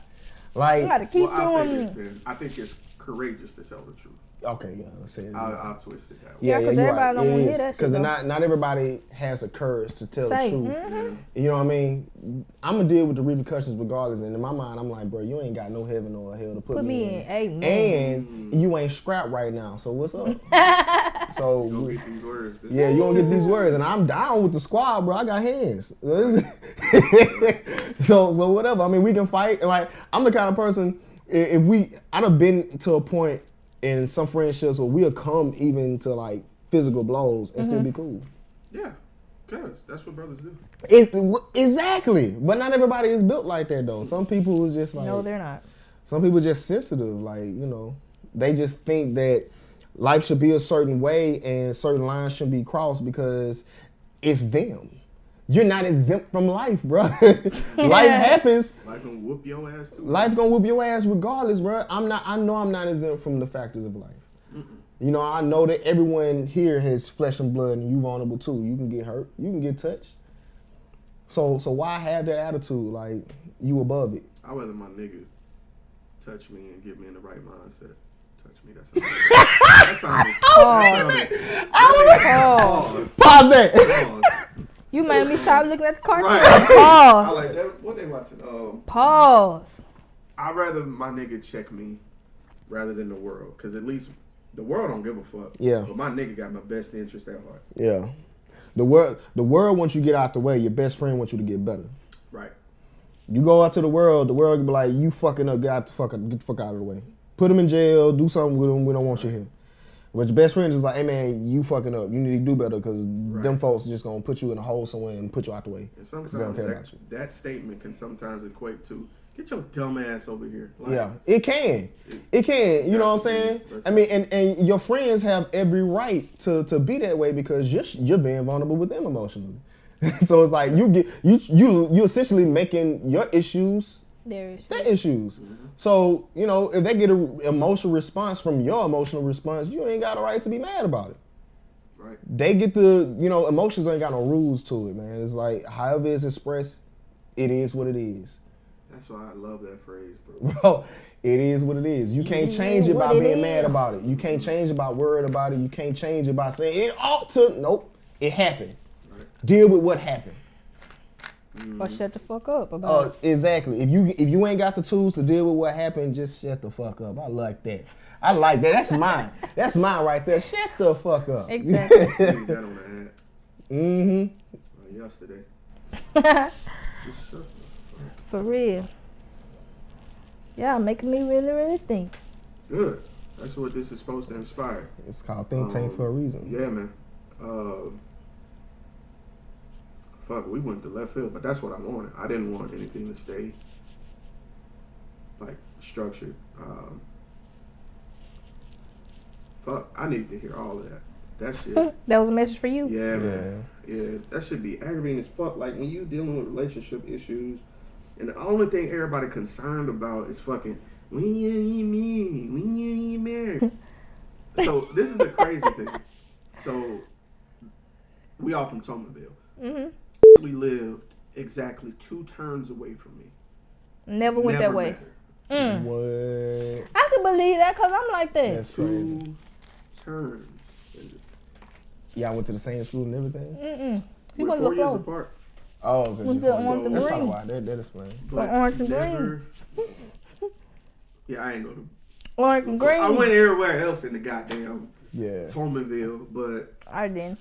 I'm from off. It's the same with me, man. Because I'm from Gulf Village, and I'm glad my Me grandmama. too. I'm so happy my grandmama got us out of there because if we had stayed there with the way that things turned out, bro. I see how bad I would have been. Woo, man, I'd be dead or in jail right now. So you went to, what school you went to? Holloway? Mm-mm. Where you went? I went to Farmville. Okay, and then middle school. See, See, I'm glad. Like, only reason I say I'm glad because I went to Westland, I got my stripes. where I went to school with the white kids and the black kids. Then I went to Chastain, was all nothing but black kids. But then my folks and them went to Blunt, and I went to LaFleur. And at first, I was like, man, I hate it. But then when I'm looking at the stuff I'm learning, the stuff y'all not learning, the stuff I'm doing, the stuff y'all not doing, I got my own legacy, so I can never be And mad that's at cool. that. That's always should be your primary concern. No offense, fuck tradition. Tradition is just It's meant to be broken. a product of time. And times change, so traditions get broke. New ones get started. And after a while, that shit don't work no more. Break that motherfucker. Do something else. It's just how it's supposed to go, man. You know, I'm proud of the progress we're making, that humanity is making right now. Like, I feel like humanity is becoming way more conscious. Like, the fact that we're discussing about how stupid people are is a change within itself, because usually conversations like this don't happen because everyone's agreeing with each other, which is why everybody's so stupid. Because everybody agrees with it. It's so dumb, man. Yeah. Somebody comes to introduce a new idea. Now you got to try to think of a way to validate the way of living that you've been having. And in the process, you become enlightened. Mm-hmm. That's how it happens. Exactly. It don't happen you being in a room full of people who agree with you, who live the same life and have the same experiences. All y'all dumb. You're stupid. You're morons. Idiocy. Anyway. A group of stupid. A group of stupid, man. A group of stupid. You need to branch out from people who agree with you. I like being around people who don't. That's the reason why me and Kyle are such good friends. We argue more than we talk. I like somebody that's gonna challenge me too. But we don't argue in like a toxic kind of way. Like, we argue about nerd shit. Like this argument, I'm pretty sure you got something to say about it. You familiar with Naruto? Yep. And of course you're familiar with Dragon Ball Z. Mm-hmm. The argument me and Kyle have often is which universe would win? Naruto universe or Dragon Ball universe? Fuck, man. And you know what I say? My argument is Dragon Ball. And we have an elaborate discussion about this, about how chakra works and how ki works. Not even that. I'm looking at planetary scales and power. Of course. Look, in Dragon Ball, not Dragon Ball Z, in Dragon Ball, Master Roshi blew up the moon casually just so Goku can, you know, yeah. Casually in Dragon Ball when they were just little kids and stuff and all that. Naruto. Now that you think that, Dragon Ball, I feel like Dragon Ball would win because Frieza blew up Namek. Yeah. On some humble he blew up the planet Salad. Just it's like, all right, all Saiyans must die because I'm afraid of a Super Saiyan coming to be. Beep, beep. Yeah. And then went about his life. He had lived his best life. Lived his best life, bro. And he had a whole galactic armada, bro. He had a galactic squad for your ass. Man, they ain't left Earth yet in Naruto world. What the fuck you talking about? They still fighting Pritchard versus Tommy. Exactly, nigga. Or Pritchard. You know what I used to hate? Pritchard versus Happy Hill. I could not stand that shit because we was right around away from each other. Yep. That is crazy. And Happy Hill was like a whole project. Mm-hmm. And it's not even there no more. Yep. Got told on. Hey, and look who wins. The white man. The white man won. Between these two hoods, white people win. White people win. What the fuck are you talking about? Gentrification wins. What are you talking about? That's the reason why. Roger Williams, all this shit. Yeah, RV, Birdville. Man, that shit matters, bro, because at the end of the day, you don't own what you fighting for. That part. You don't own what you fighting for. Your mama don't own that house. Your folks don't own that land, but you killing each other over that? Well, nigga, this ain't your neighborhood. Whose song was I listening to? I think that was Yo Gotti's album. It was like, you go out to go get a plug for a block and you die for it. And what? Damn, I can't even quote it. I had to let you. I know Jay-Z said that. Real shit he said. I know Jay-Z said that in his song. That shit crazy. He said a lot, but yeah, nah. I always thought that hood shit was stupid, and I always had like my mom moved around a lot, a whole lot. A whole lot. Man, we lived in so many different hoods, man. Like, I could say I'm from everywhere except Thomasville, because we ain't never lived in Thomasville before. We lived down the bay, Pritchard, we lived in Birdsville before. Well, right across from Birdsville, Phoenix Apartments.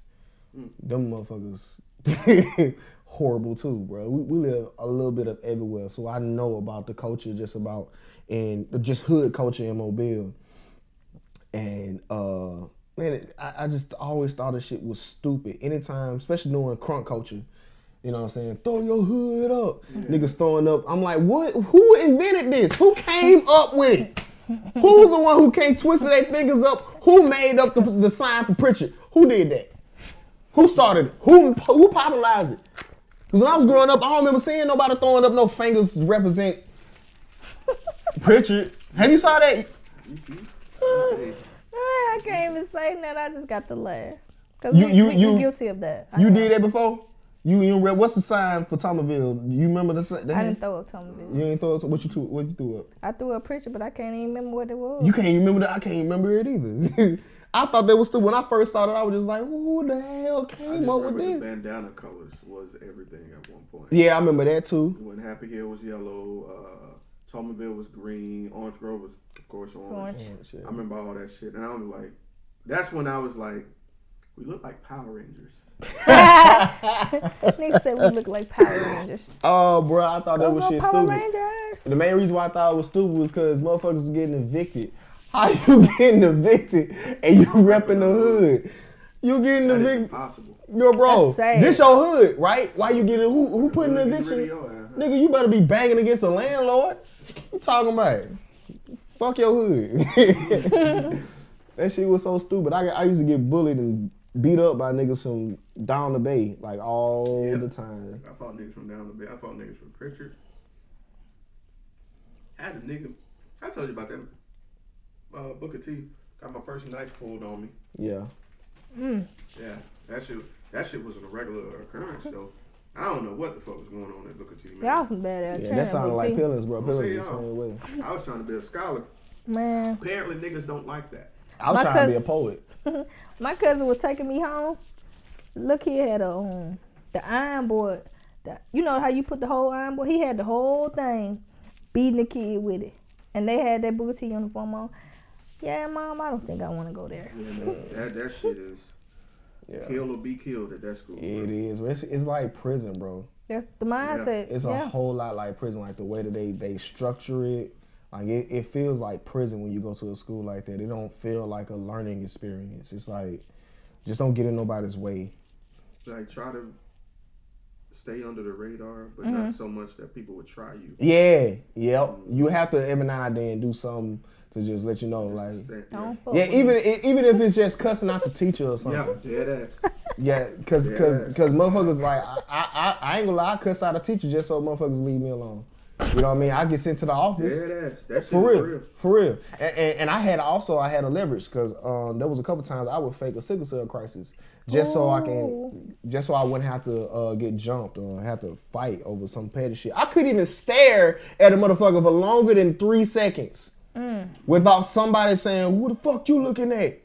You know what I'm saying? Like, and of course the people I would stare at was usually girls because they were pretty. Some of the worst ones. Yeah, they were the worst. Not some. They were the absolute worst, bro. Like the first time I was supposed to get jumped, but I didn't because I ran fast. It was because it was this girl. Her name was Mahogany. I'm gonna say her name. I hope she hear it. She know who she is. Mahogany is super dark skin. I don't know why, but I just should have been Ebony.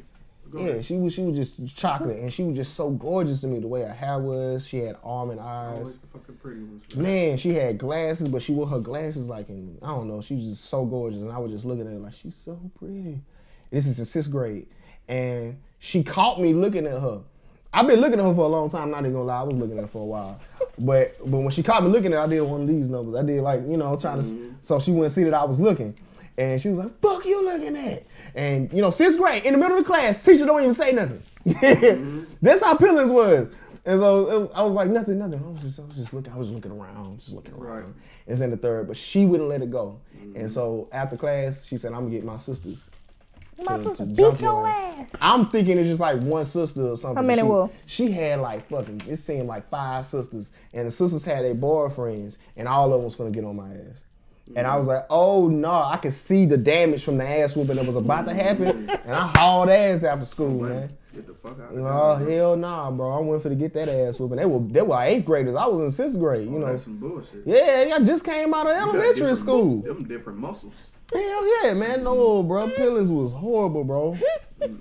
Horrible, man. You got playing football and stuff. You ain't for the football. I just left elementary school. Yeah, that's man. 6th grade. I told you that in the last interview that it's something of 5th grade is cool, but something happens that summer of 5th grade and the puberty. 6th grade.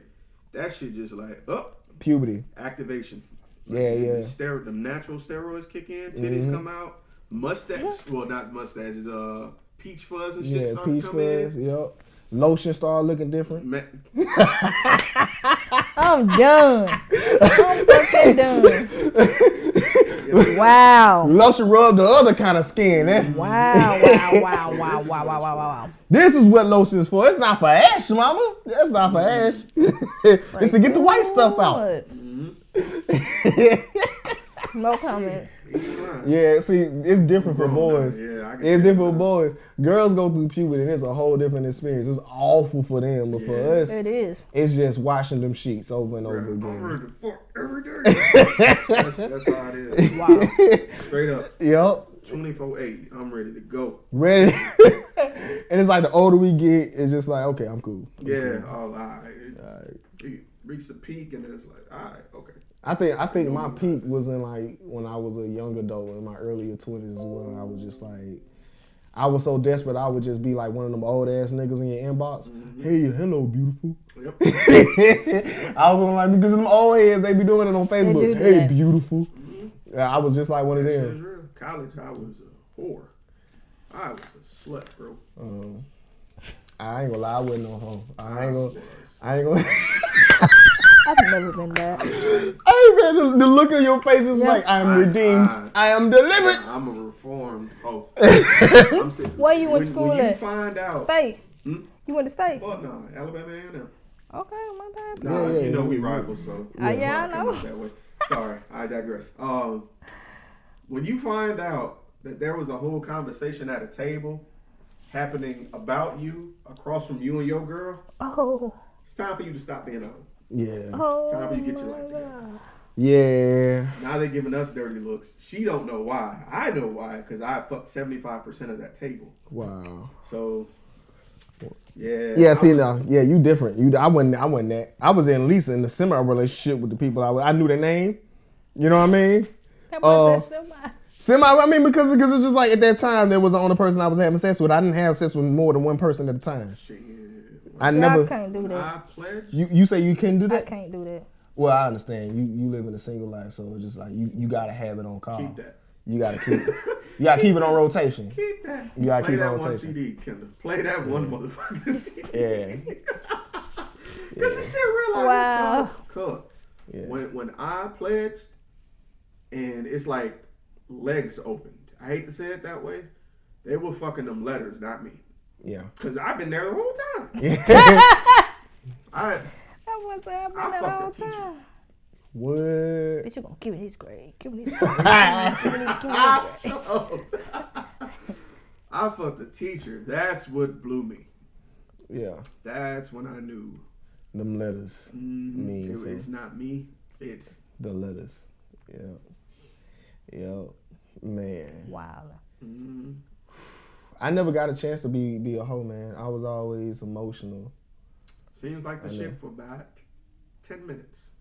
Say what? He said seemed like the shit for about 10 minutes. You talking about being a hoe? I chill.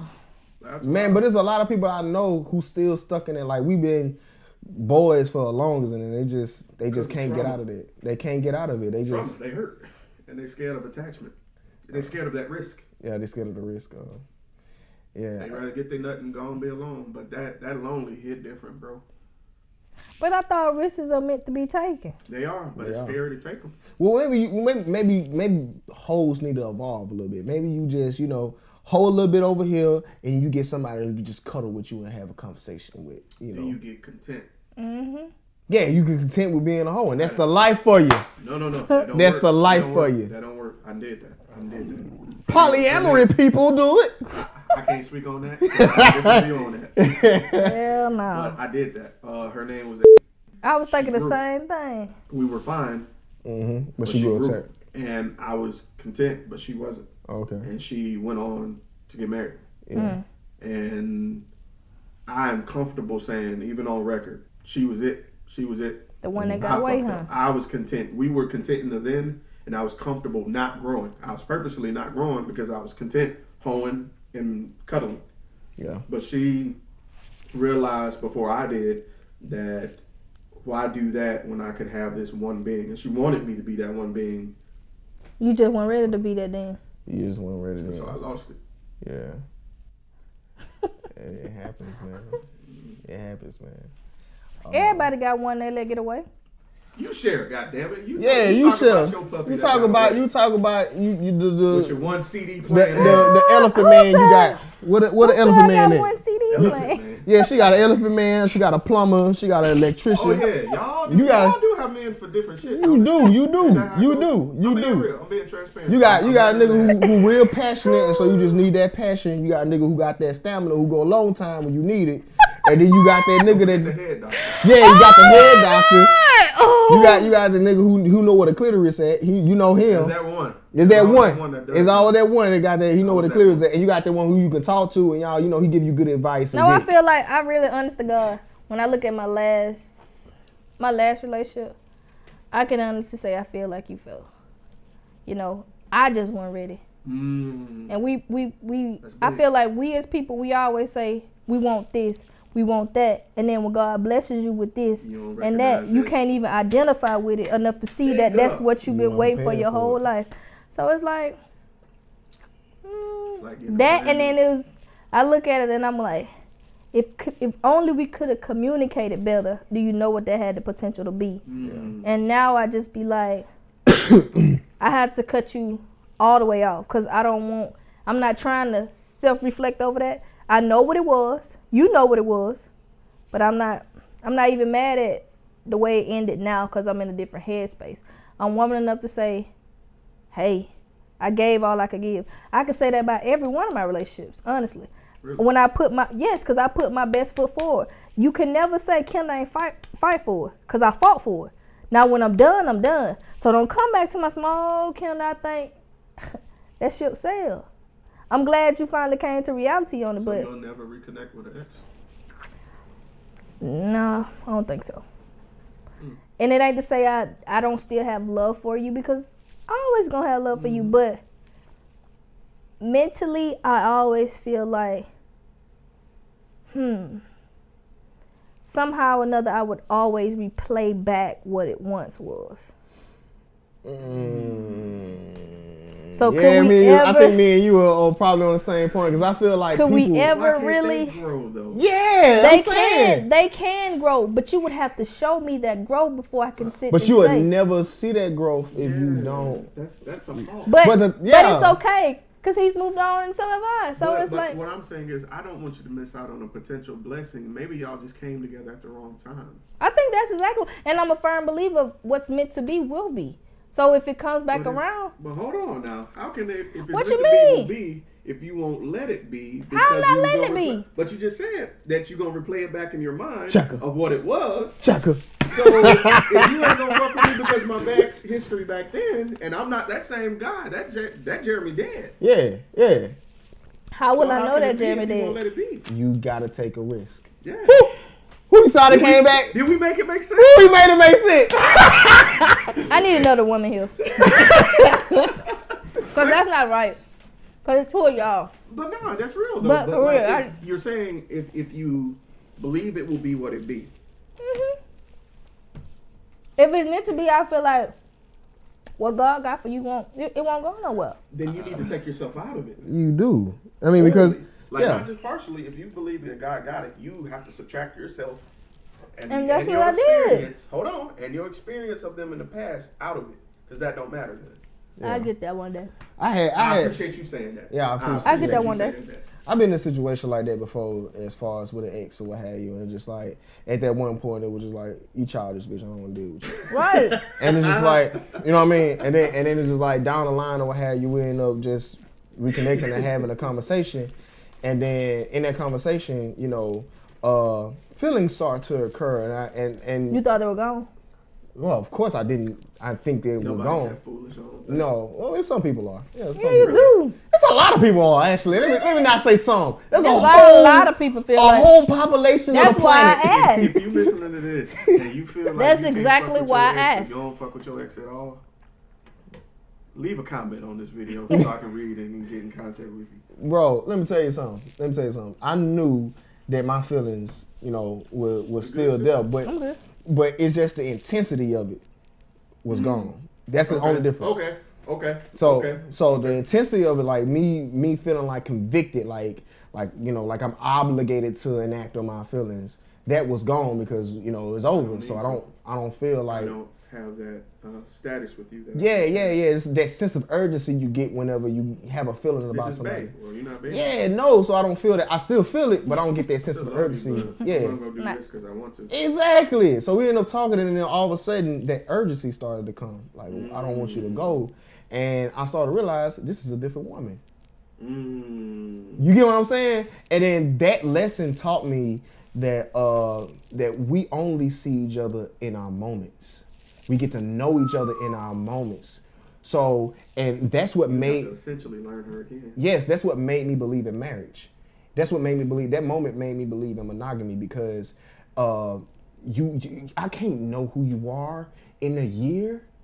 People spend a lifetime trying to figure that shit out. It's gonna take me a lifetime to know me. Mm-hmm. So it's gonna take a lifetime to know you. So whenever I say I do, I'm committed to learning you in every moment you have. Mm-hmm. So once I realized that, from then it was just like it was kind of like a simple decision for me to make as far as marrying the woman I'm married to now. It's just like I realized that who I'm marrying now won't be this woman forever. I'm gonna have to work with her. Big. I'm gonna have to be with her through all this time. I'm gonna grow and she's gonna grow and we're just gonna grow together. Even if it's not in the same pot necessarily, we're still together. It's in the same home. So, that's the reason why, like, I feel like, you might need to get a nigga a chance. I'm just saying, you never know. You know what I'm saying? But to piggyback off what he said, he and I had that conversation last week. That's why I hate for people to say, I know you. No, you don't. You don't. Because if I'm still learning me, ain't no fucking way you know me. Exactly. So don't even sit here and say you know me. Exactly. You know me to a degree. Yeah. You know. You know me what I show you. Mm-hmm. And as I tell people, don't get mad at me if that's what you showed me, because that's what I have to go by. That's what you gave. So sorry if it's not what you wanted it to be, but that's what you gave me. Maya Angelou said the best. You know what I'm saying? Somebody shows you who they are, believe them. Right. Believe them. You ain't got no other reason to believe whatever. Why would they lie? Why would they lie about themselves? So, yo, you might want to get a nigga another chance. I heard you the first time, nigga. You want me to call him? No, I'm good.